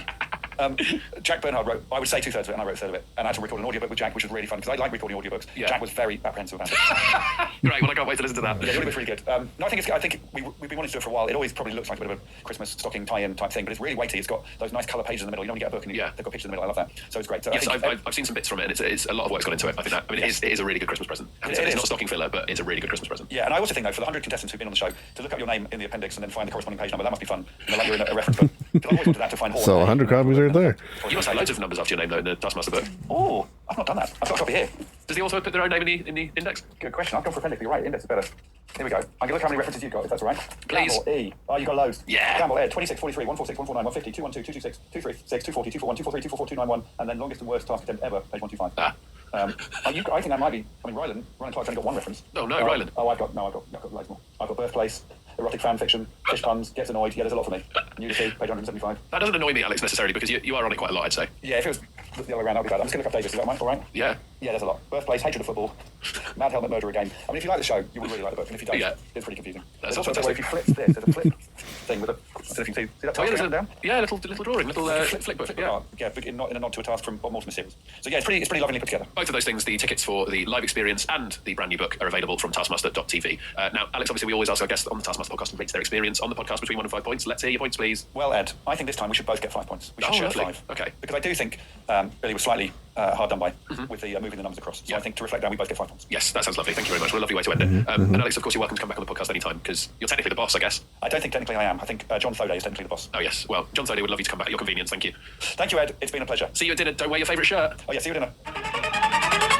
Thank you so much to Alex for coming on the podcast. Always lovely to talk to Alex. I will update you as to how our dinner went, as to whether we have a food fight or not. But before that... All right, this is Star Talk with Neil deGrasse Tyson and guest Bill Nye. Ooh, we're going to get learned. In various conditions, including light snow. However, winter tires excel in true winter conditions like snow, slush, and ice, providing superior traction. Winter tires should be used when temperatures consistently drop below 7 degrees Celsius for optimal safety and performance. Check out Michelin.ca to find the right winter. This is Star Talk. Neil deGrasse Tyson here, your personal astrophysicist. And today I've got an exclusive one-on-one conversation reserved for only those people who are not only important, but are also a friend of mine. We got with me in studio, Bill Nye. Bill, how you doing, man? Got a bow tie on and everything. You're just completely that guy. I am that guy. The science guy. What you see is what you get. And did you tie your own bow tie today? Yeah. Can you imagine? Bill Nye wears clip-on tie. That would be a funny story. There's actually a video on YouTube of Bill Nye like showing how to tie a bow tie. I say, I won't tell Bill Nye on you, and then they shudder. They can wear clip-on bow ties, that's fine. I mean, I just think it's not in the, as we say, the spirit of the game. I flew my ass out here to Los Angeles. We are now in your office of the Planetary Society, Pasadena, California, the same town where this society was birthed. A true fact. So give me a fast birther story on this. So, Carl Sagan had been very influential in getting Voyager, the Viking landing on Mars, and the 2 Voyager spacecraft launched. And just for historical completeness, there were 2 missions of Viking lander and a Viking orbiter. Yes. So it could photograph the surface. Yes, amazing, really amazing visionary ideas. And so he noticed that public interest in space exploration, especially planetary exploration, was very high, but government support of it was waning. And he had this big idea for a solar sail spacecraft. It's 1970s now. 1976. Yeah, and the disco era. And that was set aside for more human missions, including the famous handshake in space, so that the Soviet Union and the United States would have no more conflict. And that worked out great. It was an Apollo capsule in orbit around Earth, a Soyuz capsule, and they were configured that their collars could join, and they'd open the hatch, and they're all weightless, so they're just floating through. They would shake hands. And I was told that the Americans were trained to only speak Russian, and the Russians were trained to only speak English. And U.S. astronauts still speak Russian. It's still a thing they do. So, and we flew on Soyuz rockets for a zillion years. All that inclusive. Bruce Murray, who was head of the Jet Propulsion Lab during these famous missions, Viking and Voyager. Jet Propulsion Lab right here in Pasadena. Yes, right. That's why we're up the street. And then Lou Friedman, who was an orbital mechanics guy. Engineer. Yes, at both a PhD, which you like. They decided that there was enough interest in space exploration that they could start the Planetary Society. Enough grassroots interest. Grassroots. Yeah. So we had, the Planetary Society had tens of thousands of members by the end of, pick a number, 1982. It was started in the winter of 79, 1980. I'm a charter member. I remember getting the letter, and I was not, I'll be frank with you, I was not moved by the letter, because if I remember correctly, it says, "Dear citizen of planet Earth," and I said, that's not very special to me. What did you want? Citizen of New York. Dear New York, I mean, I don't know. Yeah, well, It's a little more personal than dear citizen of planet Earth. It was the state of the art. Anyway, the Planetary Society's been around now. We'll have our 45th anniversary this spring. And what we do is promote planetary exploration. And just notably, just last week as we're recording this, the Europa Clipper mission left for the moon of Jupiter with twice as much ocean water as Earth. And that is in part, let's say entirely, because of the Planetary Society, where our members, 40,000 people around the world, think space exploration of planets is very important. Wrote letters and emails to the US Congress cool, especially. Got this mission funded 11 years ago, and now it's flying. Places to visit. Because of Hurricane Milton. Hurricane Milton. You know, I wanted to have a little sort of romantic nostalgia for the 1969 film Marooned. Do you remember that? Yeah, with O.J. Simpson. No, that's a different. Oh, that's what's that? You get your movies mixed up. That was Capricorn 5. Capricorn 5. Okay.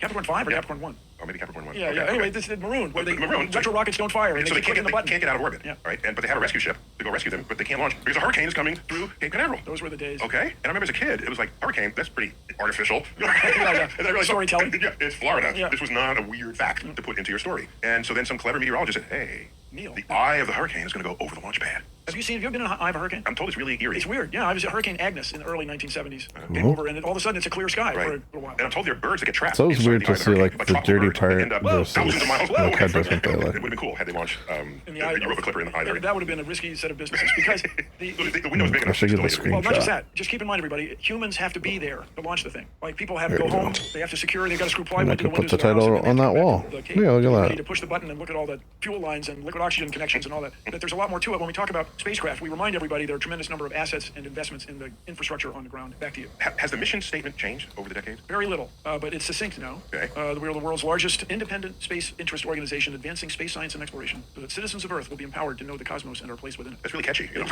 Well, here's what it is. It's succinct. We empower citizens. I agree. I'm just saying it's like it doesn't roll off the tongue. Well, it does if you're the CEO, yeah, before the elevator doors close. You are CEO and president. No. There's a bylaw rule. I'm not president. We have a separate. I'm CEO. You're CEO. Yeah. I thought you were important. Exactly. So the president is an unpaid position. Did not know that. Yeah, that's nonprofit. I've seen these two interact before, and it kind of feels like they like maybe don't like each other. I don't know.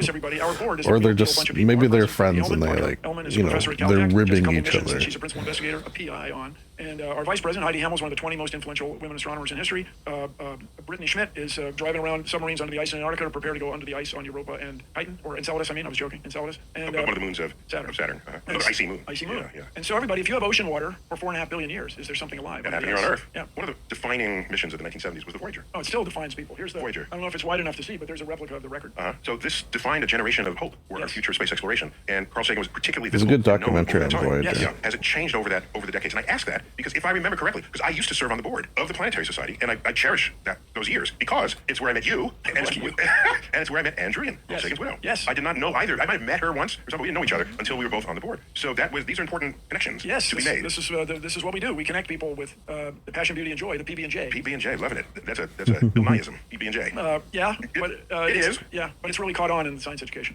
That's how. But now, all that aside, peanut butter jelly used to be a very common lunch treat. I remember there was a resistance to people in space relative to robots. Well, so and some of that might have just been the sphere of influence of Carl Sagan, where he was a robot guy. From an engineering or scientific or science fiction critic of Astrophysical Observer. At which I count myself among the ranks of. Yes, premier Astrophysical Observer. Note well, you can't get people to Europa. It's too flippin' far away and too cold, and there's nowhere to walk, and everybody's going to die. So you build spacecraft to go there as our proxies. That we design the instruments to be as human, to give us both a scientific perspective and a human perspective. But in the day, robots were nothing compared to today. In the day, 50 years ago. Compare robots then to today. Today, I'm walking down the street in LA. There's a car with no driver. Yes. No driver. You may see left turn. Yeah. Left turn and going straight. You may see the bumper sticker here in California on the Tesla that says, "I'm probably not driving." It's pretty charming. But no, Okay, so no, these are robots. It's a car robot, and that's Yes, right. that's what I'm saying. What do you got here? So this is the Spirit Rover, a picture of the Spirit Rover, and the And cameras. it's solar panels. Yes, the cameras were set up to be, this is the expression, as high as a 10-year-old's eye. So that these cameras were put there so that humankind could imagine ourselves walking around, driving around on Mars. And talking about the planetary side, the Why lore that 10-year-old we though? promote, and I think you alluded to this earlier, is that Bruce Murray was a young guy in the Co-founder. 1960s, co-founder, working on the Mariner program. Mariner to Mars. Mars, which was the Ranger spacecraft repurposed to go. Ranger went to the moon to map the moon. And as a For kid, I would be in Nice. class and we watched the moon go up. Yeah, tips in space, no sound. Yeah, some of the Rangers crash landed. Yeah, on Right. purpose, Yeah. purposefully, and to see what the lunar surface was like up close. So I forgot all about Mariner, because Mariner, I think, took the first pictures of Mars that revealed there were no canals. Yeah, sure. At some- And so this Bruce Murray gets credit when you're talking to us at the planetary site for being the guy who insisted that spacecraft have cameras. Because people think scientists love pictures, but we don't give a rat's ass about a picture. Well, it depends on the picture.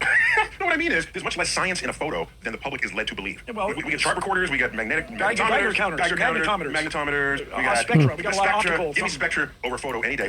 But if people get doe-eyed about how beautiful Well, it the changed the universe is, world. it changes the world. Pictures from It space can changed change the the world. world. We all, at some point, must confess to ourselves that is the Go ahead, confess your brains out.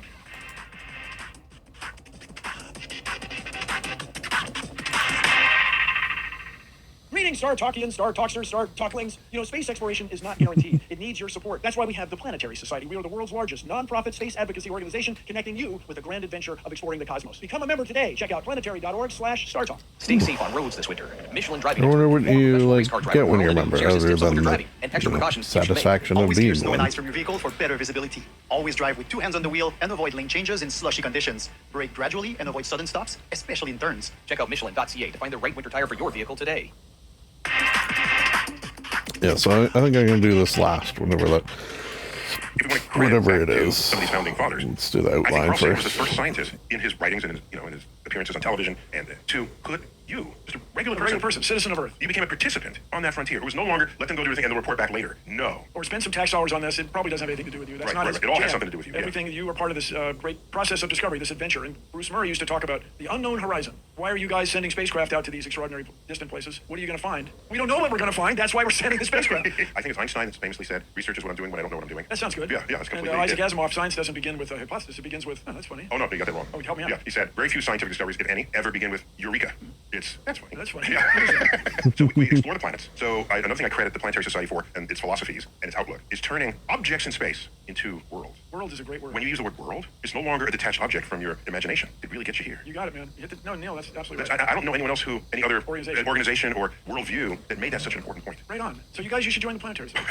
Another thing that I credit the enthusiasm of the Planetary Society for is when I was growing up, the moons of planets. Like, why would anyone give a rat's ass? It's the moon. Look at the planet, not the moons. And then Voyager goes out there, gets pictures of the moons, and the moons are more interesting than the planets. There's a lot going on. They're all different. Io, Europa, Our Ganymede. moon is like the least interesting moon in the solar system. What's interesting about the moon is it's got a far side and a near side. That to me is amazing. And I asked Carl Sagan, why is the near side relatively smooth? I asked him this, as we say in middle school, to his face. And he said it's the Earth's gravity enabled these impacts to focusing. get accelerated. Yeah. And so lava flowed more recently on the near surface than the far surface. Did that turn out to be true? You tell me, astrophysics gravity guy. I've seen your gravity books, man. I dabbled in the three body. I dabbled in the Yeah, so I think Hamiltonian. there's an argument that any asteroid that's headed in our direction would feel Earth's gravity, and you'd have a focusing effect towards. So Sagan back then said gravitational lens, which was that's not how the term was no, used, no, but we no, got all get through it. Yeah, yeah. Now, your words include more than they leave out. So planets become more interesting. Moons become places to go and revisit. But there was a whole other goal, and that was the search for intelligent life in the universe. Oh, man. And I'm remembering how big a part of that was in my couple of years when I served on the board. But then when I came off the board, it's less tangible, right? Because we don't know if the aliens are out there and hearing, listening to us. So where is TPS, the Planetary Society, relative to the search for intelligence? Well, we've let that go to the SETI Institute. The Institute, of Center course. for Intelligence Institute. And they're based up in Northern California, yeah, right? And they're very well endowed, and they chip away at this problem. But they just got a boatload of money just Well, I recently. went with well endowed. You can go boatload of money. Spacecraft full of money. Yeah. And so they will carry on. A barge full of money. A barge full of money. They will carry on that research in their enabled best way possible. And they have a whole suite of telescopes, originally funded by Paul Allen. Paul with the Allen Allen Array. Yeah, so these are telescopes that are sensitive to radio waves on the assumption that if anyone's going to talk to us, they're going to use radio waves, because radios penetrate clouds. Carl Sagan was very well spoken about this logical place where water molecules would not absorb radio waves. Logical frequency, where radio waves would not be absorbed by water vapor. And so if an alien civilization... Water vapor is across the universe as well. Hydrogen's everywhere. It would, you could aim your intergalactic or interplanetary, interstellar message to go through the water hole, as he called it. Very cool term. Right. But all that aside, it's very reasonable that maybe in my lifetime, but in your kids' lifetime, somebody's going to find evidence of life on another world. And the logical places are going to be under the sands of Mars. Okay, but this would be microbial life. This is Well, not. yeah, but still, it would change the world. Then you would say green. to Mr. Microbe, Ms. Microbe, they microbe, do you have DNA? Are you a whole nother different? I get that, but that wasn't what SETI was about. No, it's still not. Right. SETI's It's fine. finding microbes. That's not their. It's fine. Knock yourselves out. That's not their thing. And because if we found such a signal, it would, dare I say it, Change the world. And so so SETI Institute keeps listening. We had an exhibit at the Hagen Planetarium before we rebuilt that was narrated by William Shatner, and it was about the search for life. And I remembered the quote because I thought it was a brilliant sentence. He said it in his sort of pause acting way. And the day we discover life will signal a change in the human condition that we cannot foresee or imagine. That's pretty good. No, everybody, I say all the time, everybody will feel differently about being a living thing. Yes, whether or not it's what we call intelligent. Oh yeah, it would transform biology. The logical question from the sands of Mars, there's another hypothesis that once life starts, you can't stop it. So if life started on Mars, there's salty slush near the equator of Mars, we're kept almost warm by sun. Are there microbes living under the sand? And if we found them, do they have DNA? To wit, was Mars hit with an impactor, which happens all the time? Long ago. Knocked a living thing on a rock off into space. It fell, except in space, no sound. These would be microbes stowing away. In the nooks and Stowing away, crannies, yeah. trapped, stowing away. Land on Earth, and you and I are descendants of Martians. That is an Mm. extraordinary I hypothesis. think you more so than me. Yeah, well, it's an extraordinary hypothesis, but if it proved to be true, it would change the world. And so it is worth... That would be panspermia. Panspermia. It's worth investigating. And I just discourage all of you out there who want to go to Mars by yourselves on your own giant rocket.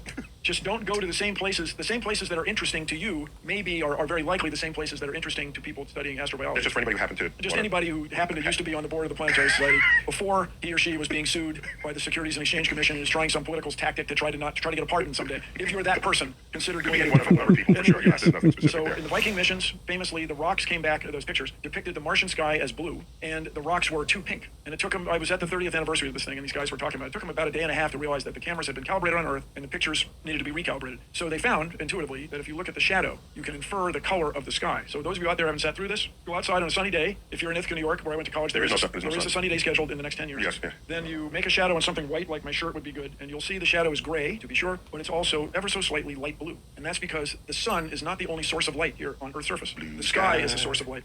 Look at me, nothing but orange skies on the other planet. Yeah, so on Mars, the sky is orange or salmon colored or what have you. And so they found that by looking at the shadow, they could infer the color of the sky and then how much the colors of the rocks had been influenced on the camera, on the images, by the color of the sky. That's very clever. So what you're saying is, to summarize, whatever's going on in the shadow is not directly influenced by the sun. It's directly influenced, but it's not the only influence. No, sorry. You get an authentic background lighting from the rest of the sky. Yeah. So let's send a shadow caster to Mars. I was in a meeting. A Stratocaster? That's a guitar. The blues guitar. And I don't know if you are a Stratocaster master, but there is, the idea was to send this post, this stick, to Mars to cast a shadow. And I was in the meeting and I said, aren't there many things to cast a shadow? No, we need it to fall on something precisely calibrated or well-known colors or grayscale. And so I was in the meeting. Now, my dad had the misfortune of being a prisoner of war in World War II for almost 4 years. And he told the story often of working in Japan. In China at first and then Japan at the end of the war. They got, as Japanese influence shrunk, they got moved to the South Island of Japan for the last year of the war. But he would, by all accounts, stick a shovel handle in the soil and watch the shadow and reckon when it was lunchtime, kind of thing. And so he came back. Sundial of him. That's right. So he wrote a book about sundials. He was the astronomy counselor. He made a sundial. That would be for the Boy Scouts. For the Boy Scouts. So I was in the meeting. They're going to send a metal stick to Mars to cast a shadow. So you have genetic...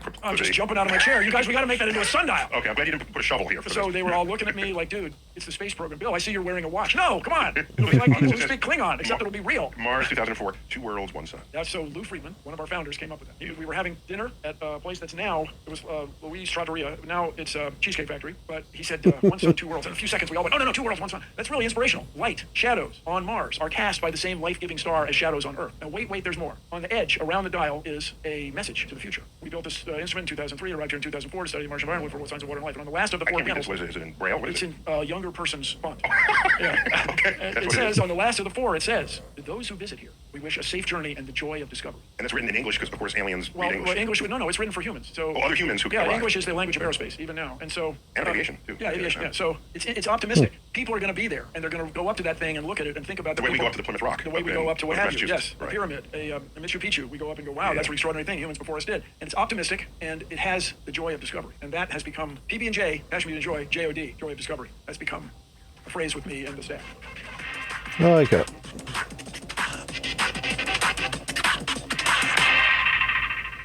Stay safe on roads this winter. Michelin driving expert and former professional race car driver Harvey, and I support starts. So what we have been able to do is hire 2 guys who are just really into this and are excellent at it. So we have one guy who studies policy. This sounds like you're talking about lobbyists. No, so a lobbyist is a paid person and he has to have a license and this and that. We are advocates. So what we do is get our members, 40 plus members around the world, 40,000 members around the world said, 40K, Yes. 40 plus K, close to 50K people around the world. This is evidence I'm paying attention to what you're saying. Yes, I thank know you. that. That's why I interrupt you when I pay And I appreciate it, attention. Neil. It's very appreciated. The Much. 40 members of the Planetary Society. 40,000 members, Yes. plus almost 50,000. Some weeks it is over 50. Yes. We have this nonprofit problem continually. Yes. People fall off. You have to re-engage them. They fall off. All right, all that aside, we send letters and emails to members of Congress and the Senate advocating for space missions that we believe are in the best interest of humankind, in the best Look what interest it of costs. discoveries You know what, let's worlds check. that will affect our world. And the one that we're all talking about this week is the Europa Clipper, a replica shown here. Right. And I testified in front of Congress 2013 about the importance of this mission, where we're looking for signs of life on another world and or organic material from another world to learn more about our own world. And we do it for inspirational, wonderful joy of discoveries reasons. But it's also if you want to be the world leader. $40 a month, 500 or 500 a year.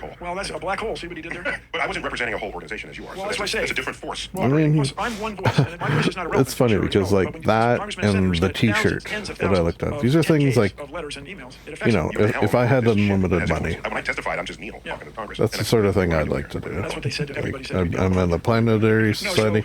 I'd have all the How Did This Get Made T-shirts. Most recent Hubble, the Mars sample return, the New Horizons, Stupid shit like the Europa that. Clipper, of course. I got 2 other missions here: Veritas, which means truth, but that's all I know about it, and Viper. What are those? So Veritas is a mission to Venus. So we haven't had a mission to Venus in 40 years. It's not entirely hospitable. No, well, but you want to have a look and see what Have a happened look-see. on Venus. Yeah, what happened on Venus, we don't want to happen on Earth. In fact, people talk about climate change now regularly. As you know, I've been whining about it for. You got a whole book. On yes. What's the name of that book? Undeniable. Undeniable. Perhaps? Yes. A whole book talking about the reality of climate change and how to spread that information against misinformation. Misinformation, Yes. largely Undeniable. from fossil fuel industry, who's worked hard to make scientific uncertainty the same as doubt about the whole thing. Yeah. But that aside, you can argue that climate change on Earth was discovered by studying the atmosphere of Venus. And so, in 1984 or so. So, it's really an extraordinary thing. It's this classic Bruce Murray. What are you going to find when you go exploring these other worlds? We don't know. That's why we go exploring. So, Bill, what you just said reminds me of that quote from T.S. Eliot, where he says, I'm going to mangle it, but the essence of it will be there. You explore the world, see new places, travel, and then you come back home, and only then will you know you're that place for the very first time. As I say, the more we explore these other worlds, the more we know about our own. That's it. Is it a new field? Comparative planetology. Carl Sagan used to toss that phrase around like it was a real phrase. It's not like we're here and everything else is something else. That's right. So, can I tell you, one time I was delightfully out-geeked. You're pretty, when you I out got good Neil, street you're cred, geeking pretty hard. but geeks are on an unlimited spectrum. Yes. Okay? However geeky you are, there's someone geekier than you. Yes. Particularly if you go to Comic-Con. Arms That reach, is hardcore. shake a stick, there's someone geekier. Yeah. All right. So I calculated how long it would take to cook a 16-inch pepperoni pizza on your windowsill on Venus. On your windowsill? Yeah, you just put it out on the windowsill, close the window, and just let it cook. It's pretty It would quick. take 7 seconds. 7 seconds. Okay? All right. So not only does it cook in 7 seconds because of the temperature, did you take into account atmospheric pressure? Yes. Yeah. Back to Yes. you. In my calculation, I considered, as you suggested, what is the temperature of the air and how many air molecules are hitting it, because it's got 10 times the pressure that we have here on Earth. Yeah. That's all factored in, right? That's how I got down to 7 So seconds. bubbling pizza is not hardly going to bubble. Okay, so I then got out geeked. I was like, Neil, did you consider the thermodynamic radiative layer within the atmosphere? It's the optical depth. It's the distance over which a photon is no longer absorbed by the air and it goes to your target. I said, no, I hadn't. That's important. It's why when you're in front of a fireplace and someone walks in front of it, you feel cold immediately. Yes. That's not the air temperature changing. And so I had neglected the radiative factor from the hot atmosphere. So how long does it really take? 2.5 seconds. That is 3 times faster. Oh, that's scary. So if you're there with your pizza and you have some means to open a window without exploding, dying, getting cooked, I'll keep that in mind. But these are important thought experiments because they're physics. Yes. All science is either physics. Yes. Or standpoint. And they're we're fun. gonna land this plane. Oh, So- man. Okay, so a couple things. Are we going to tail first propulsively land, or are we going to go in, We're a glider. I'm a glider lander guy. So I don't want to splash in the ocean. That's very primitive. But it's hard to miss. That's why they did it. That's why they The did Pacific it. is a big time. Well, and so is off the coast of Florida. Now, yeah, I don't know if you remember this, but when I was young, the spacecraft was in 10 miles of the Navy ship. That was a big deal. Now they, wait, don't get too close. No, you landed on bullseye. Yeah, you know? Back to you. So another big part of the Planetary Society's identity was the successful appeal, funding, and launch and deployment of a solar sail, which was the dream of so many people. One of your founders, Lou Friedman, wrote a book. Yes. And so this was like a very big experience. Ann Druyan was a big proponent of this. Ann Druyan, Carl Sagan's widow and board member. So would you count that as among the bigger achievements? Oh, yeah, especially under my watch. No, really. We had a solar sail launch funded largely by Andrian and people associated Those with are Discovery cool. Channel. And, Just it crashed in the powered ocean. by It was, photons. Game over, done, boom. So then it took many years, 9 more years, to get it together to build another spacecraft. And in that interim, this thing called a CubeSat emerged, cubical satellite, which are 10 centimeters by 10 centimeters by 10 centimeters. And then variations of that have been. You can go online and buy parts for a satellite. And they're cheap to launch. Very You can do inexpensive. it's like your science project. Yeah, it is. Yeah, And a lot of students, Saudi universities, and high schools participate in CubeSat programs. And the other thing is electronics have gotten increasingly smaller, more miniaturized. One could argue that the miniaturization of electronics was stimulated by space. Yes, well, it's, how to say, symbiotic. Yeah. We were able to get funding. 50,000 people around the world just think it's great. We launched a spacecraft in 2014 to prove that it would work. And by the way, I've done very little as CEO. The place is run by Jennifer Vaughn, our chief operating officer. We have a chief financial officer, Jim Sell. We have chief of communications, Daniel Gunn. We got a development officer. We got all these people. But once in a while, somebody's got to decide to do something. So it was my decision, should we take this launch in 2014 with a spacecraft that wasn't as capable as we hoped one day would be, but it had cameras. And so we launched in 2014. We got these pictures down, and that enabled us to get funding to launch LightSail 2. There it is. You can see the light sail unfurling? Is it? Yes, am I remembering this? and so That's by the way, very real. so right there is a boom. That golden thing is beryllium copper. And what's cool about it, or remarkable, this is the same material, much shorter length. Just notice how stiff it is if you try to bend it. And then notice how compact it is if you try to roll it or bend it in the other axis. And so this is what enables fold it up. Yeah, You get into the well fairing. rolled up. Yeah, and if you look at it, there's these tiny dots. These are laser stitch welded at the U.S. Air Force Research Lab. Anyway, I mention all this because there's a lot of cool technology that we perfected and flew in As 2017. any good space mission does. Yes. Because you're doing something that's never been done before. Never been done Somebody's before. got to innovate. Yep, had to innovate. Oh, The yeah. control laws, how you steer it, and rolling it up and getting it robust enough to tolerate cosmic rays without being too heavy to fly. We did all that. And so very proud of that. And people ask us, what's next? I'll just say, stay tuned. So I want to remind people, unless they've been living under a rock, many people, you taught them science growing up as Bill Nye's Science amazing. Guy. It really is and amazing. now they're full-grown adults with kids, and some of them have kids, Yep. and you're like Papa Science here. Yeah. And That was you're always the being best, a parent to right? what maybe was in our When the generation. TV rolled out. Don Herbert. Yeah, Don Don Some Herbert. Bill I had lunch Nye with- going. I look like nobody. I had lunch with Don Herbert, and he was Mr. What was he? Mr. Wizard. Mr. Wizard. Are you following with me, Mr. Wizard? So I went to his memorial service. Oh. And you guys, I was just crying. I just couldn't get over it, man. The guy was so influential. I can tell you with the technical aspects of Watch some everything. of His that. show was done intuitively. The Science Guy show, we had all this research. That 10 years old is as old as you can be. You get the so-called lifelong passion for Oh, yeah, science. to get it in you. So it was dialed in. I was nine. I love you, man. Yeah. It was dialed in for people 10 years old. That's part of why the show was so successful. And then you would, I wouldn't say transition out of that, but you added to your professional Added, profile. yes. To be a space advocate, like for adults and for the nation and for the president. For the world. This sort of thing, yeah. So, and did you ride Air Force One time? Yeah. Excuse me. Barack Obama got to meet me. Yeah. And spent some time. Did you chilling with Barack? Well, There you go. but he is a very thoughtful and frankly charming guy. And smart, yeah. And so I was brilliant. And so we talked about space exploration on Marine One. Oh, I know the you've hung helicopter. out with him, but it was Not on his quite, airplanes, though. but it was quite cool, and he was very receptive to addressing climate change. He was very interested in that, and his policies led to the beginning of the beginning of climate policies involved in the Inflation Reduction Act, aka the Clean Power Right, which has some elements to it. Yeah. So, Bill, Neil, Planetary Society. Great to see you. So, what do we find? You got a website for it? Planetary.org. It's your homepage. Planetary.org. Planetary.org. Okay. And we have a There's podcast. button there that you can join. Yes, and so on every page, if you guys want to run a nonprofit, you put a donate button on every page. Right, that's what it is. And so we thank everybody out there who is a member. Encourage those of you who for some reason are not members to join us. And we have now the Planetary Academy aimed at families. And the monthly Planetary Report. Planetary is every 4 times a year now because people get their space information on the electric internet. So we have longer form articles in the printed magazine. Rather than journalistic articles. Which we have some of each. We have, I claim, we have the world's premier long form planetary science journalism. Nice. But I myself have referenced it to catch up on certain. Yes, well, thank you. Yes, we have the best reporters going. Because mission information is very fragmented. It is everywhere. There's a little bit there and a little bit there, and it comes into a coherent, sensible, pedagogical delivery. To give us an idea of what's involved, you want to go, you send a mission to Jupiter. Big, enormous rocket, Falcon Heavy, 3 Falcon 9 strapped together, 27 engines, blasting at once, going as fast as you can, getting a slingshot from Earth, takes almost 6 years. And so you're in this game for the long haul. And with the Europa Clipper, we're 6 years out. That's what I'm saying. Yeah, 5.5 years. That's what you described. Yeah, and just, it will change the world. Thank you all. Planetary.org, turn it up loud. This has been my exclusive conversation with the one and only Bill Nye, the Science Guy. Loves it. Oh, yeah. Okay, so I'm going to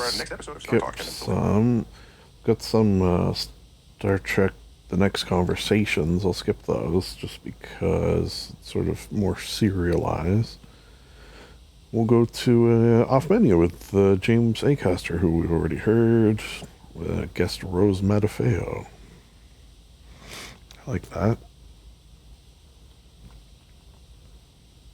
Now I'll hit play. Oh, wait a second. Benito, Okay. James Acaster here. I forgot to record an advert for my new special, Heckler's Welcome, which is going to be on Sky, Now TV, and HBO Max. It's on all of those right now. I'm very proud of it. Can you put this at the beginning of the next episode so that people know the special is out, please? Because I'd like them to know. Okay, I hope you have a good day, Benito. Bye. Acast powers the world's best podcasts. Here's a show that we recommend. Have you ever been to an Olympics or a Super Bowl, a World Cup final, or a big type? Humour is the other ingredient of the eggnog, and pouring it into whatever internet that you drink the eggnog in. I don't know anything about eggnog, but I feel like I'm doing a Christmassy themed intro, James. Yeah, some people would have gone, Nutmeg? Nutmeg, definitely. Nutmeg of the internet. Guys, Gabble, my name is James Acaster. Together we own a dream restaurant. Merry Christmas. And every single week we invite in a guest to be asked them their favourite ever starter, main course, dessert, side dish, and drink, not in that order. And this week our guest is Rose Matafeo! Rose Matafeo, a wonderful comedian, writer, director, actor. So many things going on in Rose's life, James. Incredible. And it's a Christmas episode as well, so we'll be asking Rose her dream Christmas dinner as well. We will. A little extra course in there. Happy Christmas, by the way. Happy Christmas, Ed. Happy Christmas.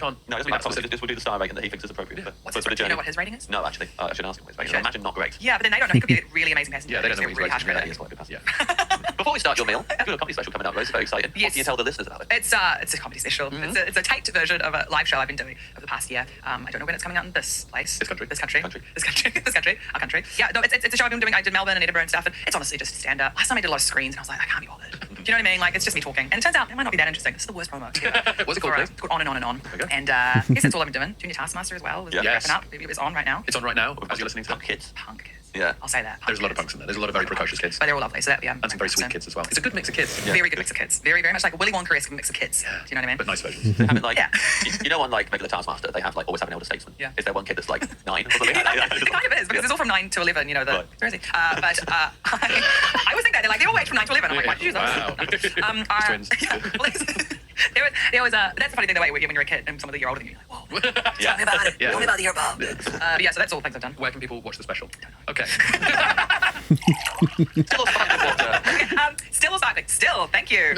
Yeah, me too. I would love I to don't like still. sparkling Not water. sparkling fan or a big fan of still? I don't know. I said it Sparkling makes me funny. burpy. It does remind me of Willy Wonka when he has the fizzy lifting drink. That's how I feel when I have sparkling. Also, I once How do you feel about that scene? When Wonka goes, it makes it a sad scene for you? It's a sad scene because Grandpa Joe absolutely does him the dirty. I really do find that actually quite a really emotional scene because Charlie is he didn't do anything wrong and he's told off so bad at the end of that. And it's fucking Grandpa Joe who's like, let's just do it. And then and then the roof has to be washed and sterilized, and it's a sad. So that from a very young age taught me not to drink. So sparkling water reminds you of fizzy lifting drink, but the telling off that Charlie gets at the end of having fizzy lifting. I don't like getting told off. Yeah, so it's a horrible telling off. I really hate getting told off, like the big time. worst. I want to make sure everyone knows I'm in a position where I can't be told off at all times. But when I think of the fizzy lifting drink scene, I'm thinking of them floating in the air doing burps. I'm not thinking of the telling off at the end. I know. I think even as a kid, first time I saw it, I was thinking they were told off.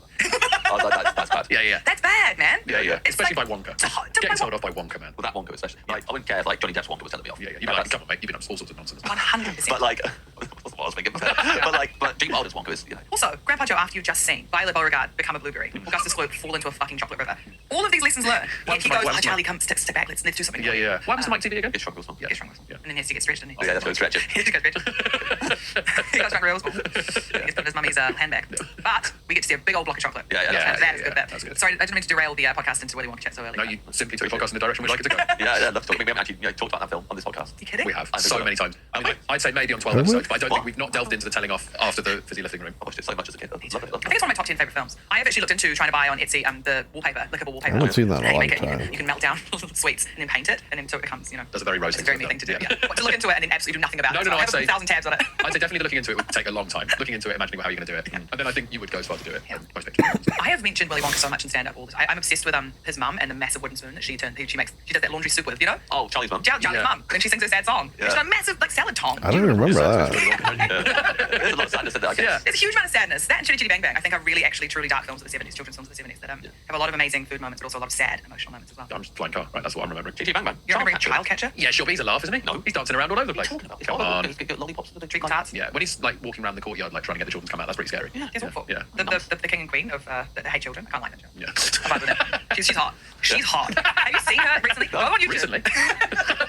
You like it now? Recently seen a video of her. You got to check it out. Yeah. All right. As a little tip for you guys listening, go check out the Queen from Chitty Chitty Bang You'll Bang. see those outfits, man. Summers. Got corset on, long flats. That one I probably I'm saw as a still kid, but don't because I'm really also an remember. APT. Yes, so we keep hearing, but I feel like It's like a car, right? For sure. What temp do you want this still water? Okay, I wasn't really. I didn't know there would be a follow-up question. You know what? Just a little bit of room. I do love a cold water, but again, is it bad for the health? Do you think cold water's bad for the health? Yeah, really cold water because you're heating it up in your body. Like it should be room temp. I really think if you're worrying about that, how you get through life, right? If you're worrying about that, you're trying to, you're taking your son's blood or whatever to, I don't know, like whatever that 10 billion does. Yeah, that guy's not drinking cold water. He's not drinking cold water. He's No room way. temp. Yeah. And he's harvesting his son's plasma. Yeah, that poor son. That poor son. Well, like, what's he going to do when he's older? Upload his brain to a USB or something. Yeah, that's true. Leave his body to his dad. I can't wait for the brain USBs. Yeah. I'm not only can't wait, I'm relying on them. Yeah, sure.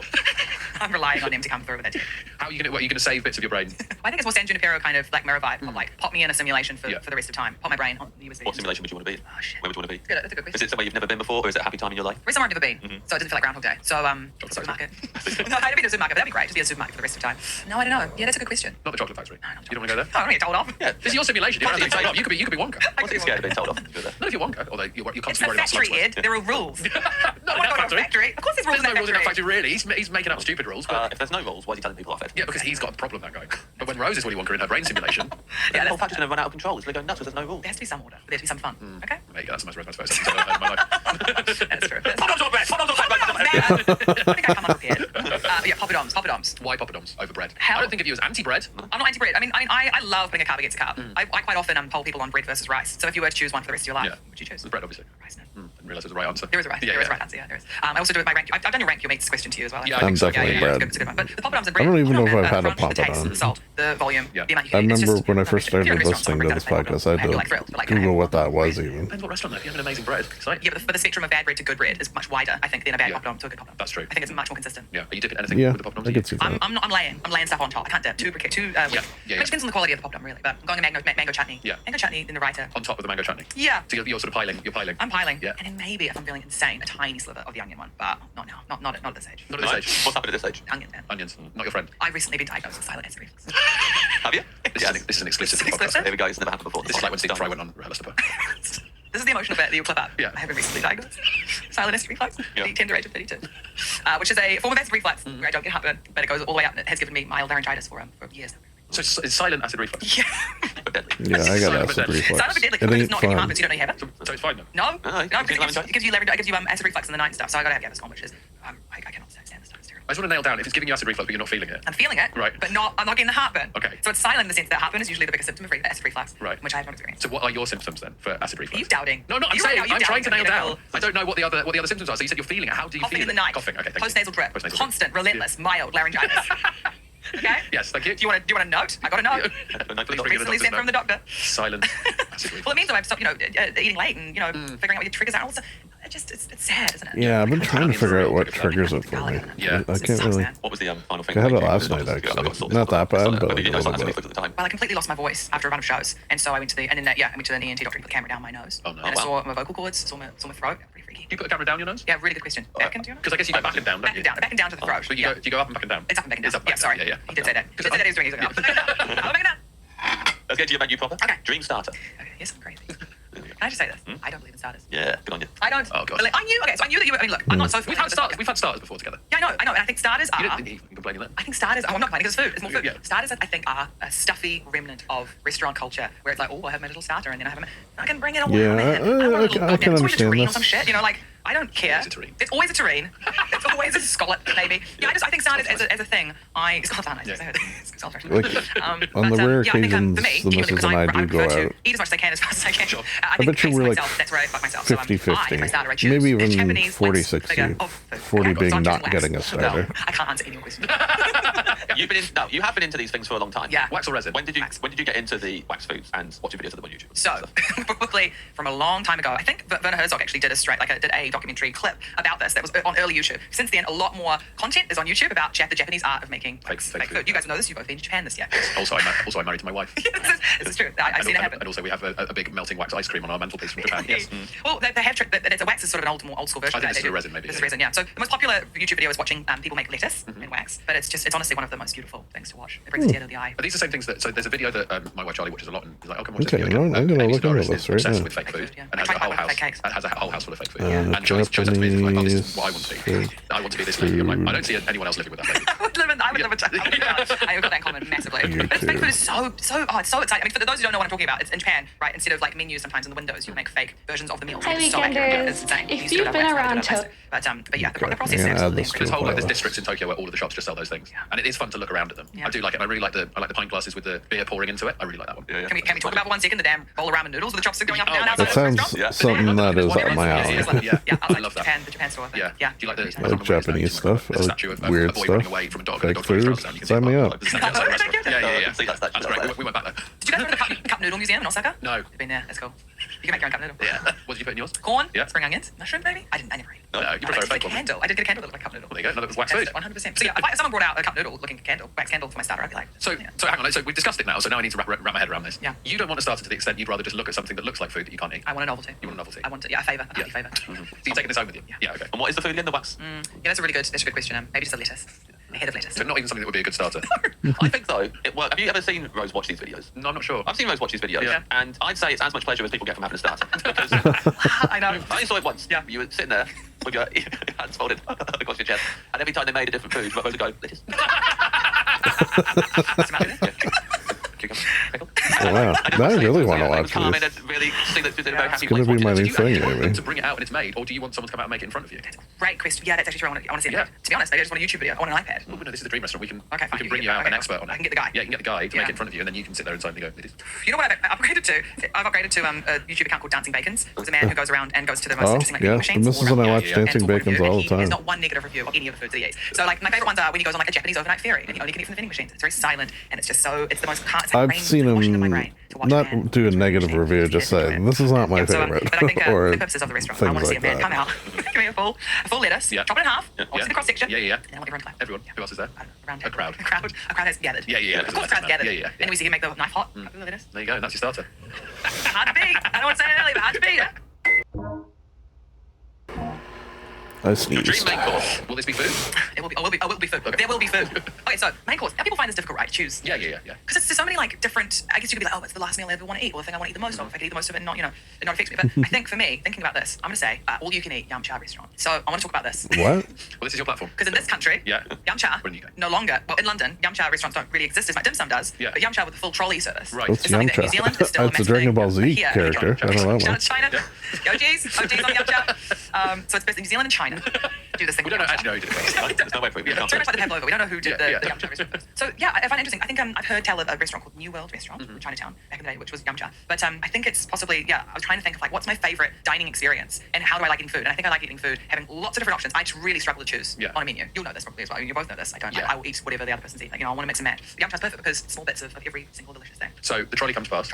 And are they taking you through what's on the trolley? Oh yeah, it's part of the experience. Take you through the whole trolley. Take me through the whole trolley. We're going to the dumplings trolley. Dumplings trolley? Yeah. I'm getting a prawn and chive. Okay. Getting just a normal prawn. A prawn and coriander, underrated. Probably a pork shumai. Yep. Probably those logs, those rice rolls that have prawns in it. Nice. Then we go to the more adventurous trolley, which usually Yum Cha restaurants, if they come across your table of, confused white people, they're like, we're not going to show you this. This trolley's not for you. This trolley is not for you. And I respect the hell out of that. This is the chicken feet This is the chicken feet trolley, which I do get. I do get chicken Yeah. feet. Sometimes they're nice, sometimes they're a bit too gelatinous for me. I eat chicken feet, and I don't know whether I eat chicken I'd feet. like to try one. I would have shot off that meat chicken I've feet. never Always the had letter. the It is opportunity always the to letter. try But it's chicken yeah, feet. there's some hardcore stuff on that And trolley this that I is, don't know if if we're watching something and someone's Yeah, I love eating tripe. chicken I like feet, it. she does not Yeah, like I haven't it. tried in a long time. Which, I mean, I have tripe at when we go for hot pot as well. Always have a bit of tripe. Maybe some chicken feet there as well. But tripe at Mountain, the restaurant Mountain. That we Yeah, did together. oh, yeah, we had that tripe. tripe was really good. Yeah, of course, it was the last time I And tried. they put pork in there, so they really worked really hard on it. And they take out a lot of the farmyardy stuff. People were really impressed that we ate that tripe.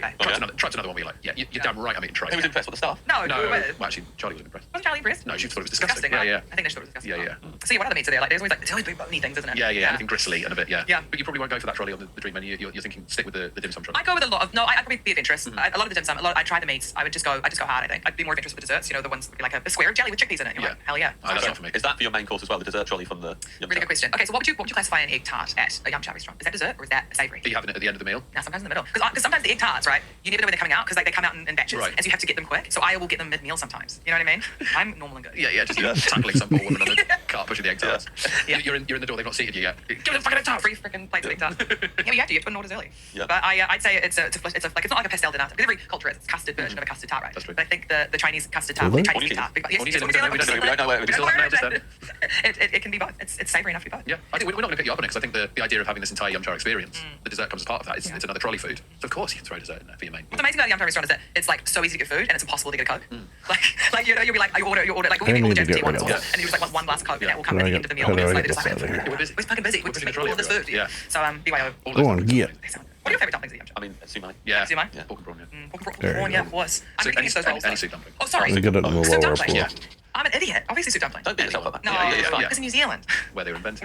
No, we actually, soup dumplings are much less common as they are here, and I think Chinatown in London has so many amazing soup dumplings. That'll so I do. got way more into them, and oh my god, they're good. What's your technique? Very gentle prod off the paper. Sometimes I like to go from both angles, so pull up the dumpling and then pull away with the paper with my other, hand, and then straight in. Straight in, you're not puncturing. Quite often bite the top off or puncture a little hole in the top to release some of the steam in the spoon, and then obviously if it bursts, that's fine. You're still containing it within the spoon, or maybe put a little bit of the vinegar and soy in the spoon and then dumpling in. So you're giving it a little bath and you're cooling it down at the same time. Little hole, all in. I think You're just going straight in. I'm going straight in like a little water balloon. Yeah. I kind of like it because you feel like Don't exploding you, now. like, Also, you different burn the restaurants, shit out of your which ones mouth come if hot, which you ones just don't. bite I think them? certain ones like Dumpling Legend, they come a little bit not burning hot, so you can put the whole thing in. Yeah, that's Their good. spicy ones, they're awesome at the moment. Shout out to Dumpling Legend. Oh, so good. So good. And some of these restaurants in Chinatown know how to get you in and out quickly. That is it. So that's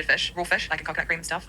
My nan makes a really good marinated fish, like delicious, because she catches it fresh. Yeah, it's really good. Marinated What fish. kind of fish? Usually snapper or teriyaki, but yeah, usually snapper is what we use. Snapper. So delicious. She actually uses full cream instead of coconut cream, which is quite intense but quite delicious. And then like little chopped up peppers and spring onion and all that. I think it sounds like a lovely Christmas. I'm not It's the all a bit of hugest everything. seafood. It's a real short Yeah. of stuff, but it's I do prefer that kind of thing for Christmas.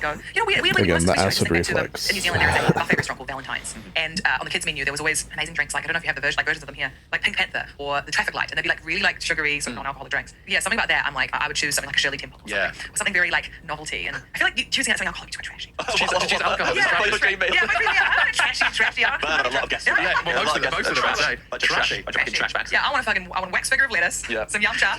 Yeah. So you worry about being perceived as trashy by picking an alcoholic? No, I don't want to be pissed. You know, like if I'm drinking alcohol, like I'd say like straight whiskey, but I don't want to be like drunk and eating, potatoes 5 ways. Are you not drinking any alcohol for the pleasure of the taste? Is it all about getting drunk? No, it's not. I mean, I like whiskey highball, that stuff, but yeah, it's too hard of a thing to. Hey, if you want a traffic light, you can point a traffic light from that kids' restaurant. You can have that. If you want a pink panther to not seem trashy.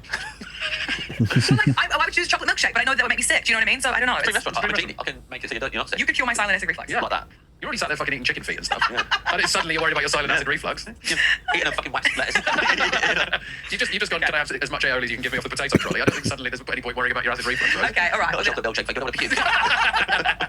I have some taste. I have some sense. Okay, well then I'll choose. I'll choose a spider. A spider? What's a spider? Coke with ice cream in it. Oh, okay, yeah. Is that a spider? Coke float. Yeah, you call that a spider. Because it melts like a spider. Yeah, I guess so. Like a little weird. That's good. I'm going to start using that. I mean, I don't know when. Very rarely in my life do Coke floats come up. So. Coke floats at the City Diner in Edinburgh. Yeah. City Restaurant. Sorry. City Restaurant or City Cafe? City Restaurant. Good Coke floats. Okay. I thought it was like root beer was the I'd say it was default. such a kid's sort of party thing, but no, I don't think anywhere is probably still serving spiders. Or root beer floats. Federal Deli does a good root beer float. Yeah, Federal Deli. Federal Deli. Been shout out before on the off menu. I don't know if it has been shouted out before. Maybe we talked about it. Yeah, I think we would have talked about it. It is great. Yeah, poutine at Federal Deli. Poutine. Poutine. It's the chicken salad sandwich toasted with cheese. Yeah. It's which used to be a thing you could sneakily ask for from the kitchen, and now it's become on the menu. You know when that happens, you're like, Yeah. is this restaurant losing its edge because it's sort of I went and got that because you talked about it so much. You talked about that so much. Yeah. I find that sandwich too wet with cheese. It's too wet of a sandwich. I'm not going to challenge you on that. It's delicious, but it's very wet. But like really good pastrami. Really good pastrami. That's where I went, yeah. Really good salt, lemon salt, amazing. Like the fish, whatever fish they've got, steaks. It's really good stuff. And it's next door to Depot, which is another fantastic restaurant. Yes, oysters. Fish sliders. Fish sliders there are so good. I had the best day a couple of years ago when I was on tour there. Went to the workshop experience,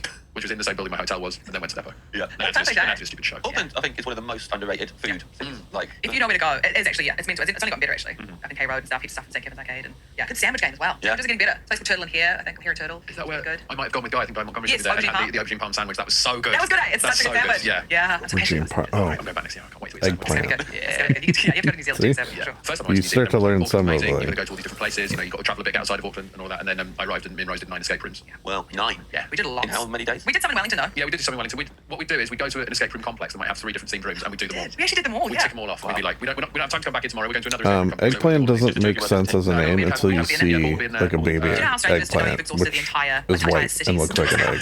Like there is nothing you could like. We did, I never could. There were no new ones I could go to for a couple of years. Incredible. I think we've done that with London a bit. Efficient. Yeah, I think we've done that with London. Yeah, kind of cool. James doesn't like them. No, I don't like them. I feel like we did. Didn't we all do one in Edinburgh once? Yeah, James went home early because he felt stupid. we were versing each other, right? Was it two so teams? it was 2 identical rooms, Yes. but with a grate in the middle, and there was a briefcase hanging up in the grate, and it's the first person solved to get the briefcase. Yeah, James didn't enjoy it because it made him feel stupid, so he come for a drink afterwards. That's not why.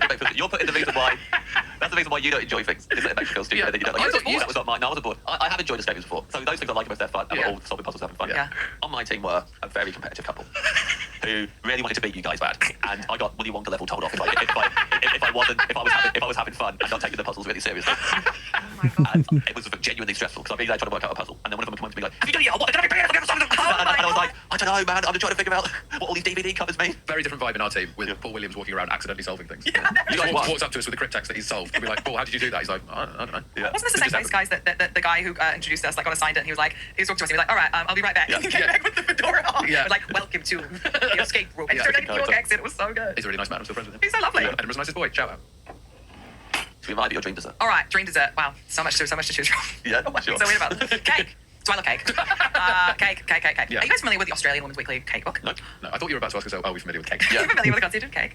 This is really a kind of iconic, famous recipe book from sort of like the 80s or 90s, and it was made by Australian Women's Weekly, which is like sort of like a women's magazine from that time. And it was these cakes basically for children, and it was like every mother in the 90s sort of had it, and you would get a cake from that that recipe book. So it'd be like stuff like a pool cake. So you'd make a fake little swimming pool with blue jelly in the middle, and you'd put little gummy bears and make a little scene. Or there was a really iconic train cake where all the carriages would be holding different like, sweets, and you'd make it out of cake. Dolly Varden cake. Have you ever heard of Dolly Varden cake? No. That's like a cake where you put a doll in the middle, and the cake is like a dress. So my nan made me a Dolly Varden cake when I was about 5. So I would have one of each of the cakes. Cake trolley. Of all of the cakes from the Australian Women's Weekly. How many cakes are in that? A lot. Yeah. Because they've got they've got different cakes for the numbers 1 to 9 as well. Yeah. So there's 1 to 9 cakes. There's like it's a whole book. So I want the train. I want the Dolly Varden. I want the numbers. I definitely want the pool. Do they taste good as well, or is it all about the? Yes. Who knows? Who knows? I mean, it tastes good. Yeah, absolutely. You can make any flavour you want. I mean, they're kind of, I guess, any vanilla kind of cake or chocolate cake you're just building on it with. And it's not ice. It's not fondant icing. It's like proper icing. You can really eat it. So yeah, I think the taste doesn't. I mean, you taste with your eyes, don't you? And you see a cake that looks like a For tray. me, I go mouth as well, and I think you've started this meal and ended this meal in a similar way. Purely aesthetic. Yeah, this is really the whole menu. I guess smacks of somebody just wanting some yum cha. Well, it's like I just find it difficult to because the whole podcast really. I mean, the idea of food is sometimes much more enticing than the actual reality of food, right? So Again, don't pull that thread. Exactly. Well, yeah, I actually do. I'm hungry. Yeah. That's basically it. But I think the nostalgia element of a lot of that is what would make that cake taste good. Definitely. Probably I go for if I was going for a cake base for all these cakes, I'd probably go for like a coconut cake. I think a coconut cake from Violet Bakery is one of my favorite cakes on earth. Where's Violet Bakery? It's in Dalston. I think it's where like Megan got one of her cakes for it from her wedding. Megan Mark. Yeah, first name terms. Yeah, Megan. Yeah. First name terms. Do you want to know genuinely what I thought when you said where Megan got The doll? Yeah. I genuinely was like, have I missed the sequel? Have I missed the sequel where Miss Regan gets married? Yeah. I thought Megan the Stallion. Yeah. Wow. There you go. We all had different Megans. Well, okay. Well, sandwich it. Sandwich at Deli. I would shout out that bakery, I think, for a good cookie. Yeah, that sounds really good. Good Love coconut cake. I love coconut cake. What are they going to do when they release the third instalment of Miss Regan? Yeah, because they make him a Tugan, right? Because they make him a Tugan, but I don't even know what you're talking about. From a Regan. From the film Megan. Oh yes, yeah. Oh yeah, sorry, yeah. Ronnie Chang. It is stylized as M3GAN because it's robot. Yeah. But when they get to the third one, they've screwed themselves. They should have saved that for the third one. That's very true. Yeah. Like Too Fast, Too Furious. Meningen. Yeah, Meningen. Sorry, Ronnie Chang. Sorry, let's look at the third one. So all of these cakes. All these cakes. I think cakes are just delicious. I think it's a nice answer. It's obviously very nostalgic. I'm a bit disappointed there's no Whitakers in this because it's my favourite chocolate in the world. We've got a New Zealand guest on. You know. Well, I'm not going to say just straight up Whitakers for dessert.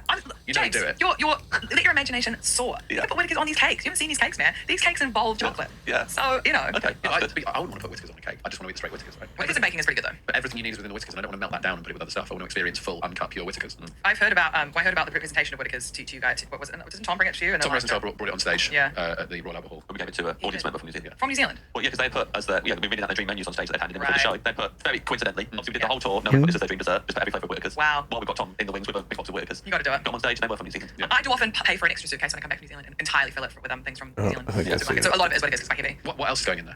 Very bizarrely, like iced animal biscuits. Iced animal biscuits. Lots of Tim Tams. Lots of I think biscuit game in New Zealand and Australia is so much better than this country. Peanut butters, Fix and Fox peanut butters, all this stuff. Pineapple lumps, yes. Nan always buys me pineapple lumps to take back. She brought me Macintosh toffees recently, which I haven't eaten. They're not that great. But it's mainly Whitakers, really. Chicken feet. What? Chicken feet. All these chicken feet. Not those orange. What are the orange chocolate? The Jaffas? What are they called? Yeah, Jaffas. Yeah, they do. I wouldn't bring Jaffas back actually. I don't know if they still. I think they do still make them. But I think I do go when I'm leaving New Zealand. I go to the supermarket and do like the most childlike sort of supermarket spree shopping thing of all the things that won't perish. I once brought back custard slice from New Zealand. Wow. Denham's custard slice from Christchurch. It's the most delicious custard slice ever. So I got it from now. They deliver it from Christchurch in like refrigerator box, and I got it frozen and I put it in my bag and it survived all the way back. Wow. Yeah. So it was I traveled that across the world. The only thing I tried that once was a slice of crack pie from Milk Bar. Yeah. Bought it in New York, got on the flight, leaving straight away, put it in the luggage hold at the top. I was like, it's great, I'll eat this when I get back to England. It feels so nice like I'm in New York and I've got crack pie. As soon as the seatbelt sign went off, straight up, straight down. Yeah. I hadn't even left American airspace. And those are the moments where you are saying to yourself, can't wait to bring that back. Are you also knowing in your true self that you're I feel like I have timed this very well, and we're going to end This is this the guy who I am. I'm a real good self-constraint, I think, with self-restraint rather than stuff. Yeah, we froze it and put it in the hold. I think that's really the best. at the same time the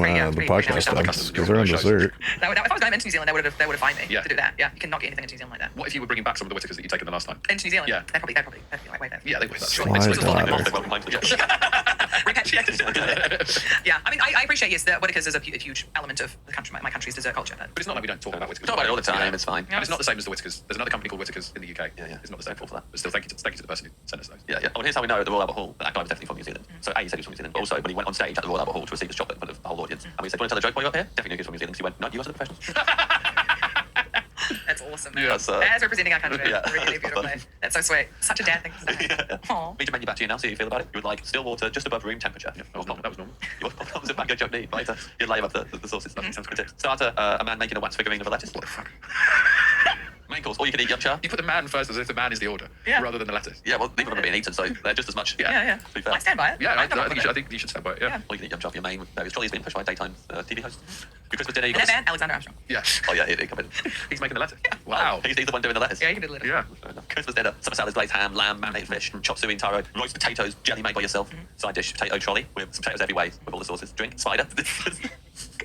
So much of this. It's panic roast. And how is that not consistent with my brand? Yeah, that's true. Wait, I can't choose anything on a menu. Yeah. This is true. This is pure panic. I can't believe we've not had a trademark Matafeo head in hands. I bring a cat. Yeah, you can just pull the cat down. That's the equivalent. Yeah. Are these counted as one? You can't change it. It's locked in. Spider? Yeah, because you didn't want to be a trash bag by ordering alcohol. You didn't want to be sick. Yeah. So you've got ice cream and a Coke. But finish the menu. Does Australian Women's Weekly Children's Cake Book Trolley book? Yeah, yeah. The whole every cake from the book. Yeah, the full the lady's dress. What do you think? I mean, it's mad. I mean, look, the Yum Cha I'm so on board with. Yeah. You know, I don't think I've done the trolley thing in years and years and years. Yeah. So I think that's next on the agenda for me. I didn't know this podcast was about being coming on and being judged. Oh, is it? Well, you said, what do you think? You Oh, yeah, literally said, what do you that's think? What do you think? What do I think? Well, I didn't know. I didn't know I was talking to the judge, jury, and execution. Okay, it's gonna be this one because it's glowing. Yeah, but I think I disagree with the idea of choosing anything really for you know. I panic in the Dream Restaurant, and that is so consistent with my personality. Yeah, I mean, choosing seems to be an issue. So what you've done is you've put everything you can think of on a trolley. Yeah. Which is it's the first time anyone's exploited the trolley loophole so often, isn't it? We've had dessert trolleys. Yeah, but no, it's a good day for trolley manufacturers. Yeah, Big Trolley is pretty happy with that. I'm lining the pockets of fat cats of Big Trolley. Yeah. Thank you very much for coming to the Dream Restaurant and bringing so many trolleys with Thank you, Rose. Merry Christmas. Merry Christmas, Merry Rose. Christmas. Merry Christmas. Merry Christmas, everyone. Merry Xmas, I Well, there we are, prefer. James. What a lovely way to kick off Christmas. What a menu. Fantastic What a menu. roller Well, Hey. fantastic menu. Yeah. I'm really into the Christmas food. Look at that, eh? It's sort of weird. I finished like as soon as the podcast ends, which is nice. To be nice. Oh no, wait, let's not do that quite yet because we got to watch the replay first. Imagine doing this and not watching the replay. That'd be silly. All right, let's see. Ooh, top down. I like. Cool. I feel like they should do top down more. Bloop. Very fun, and I like it just as I like you. Folks, that was an experimental episode of a thing, which, you know, I had fun. I got to clean up a bunch of my podcasts, and I feel like if one person watches this, I'll do it again. Yeah, sure, why not? If two people watch it, I'll do it twice. Yeah, why not? Your typical on in the background, relaxing, chillaxing, other words that end in axing, but not just axing because that's like violent. We don't need that in our lives. We need calm, cool, collected. You know, end of YouTube video things, blah, blah, blah. And of course, wouldn't be one of my videos without ending with, it's nice to be nice to the nice.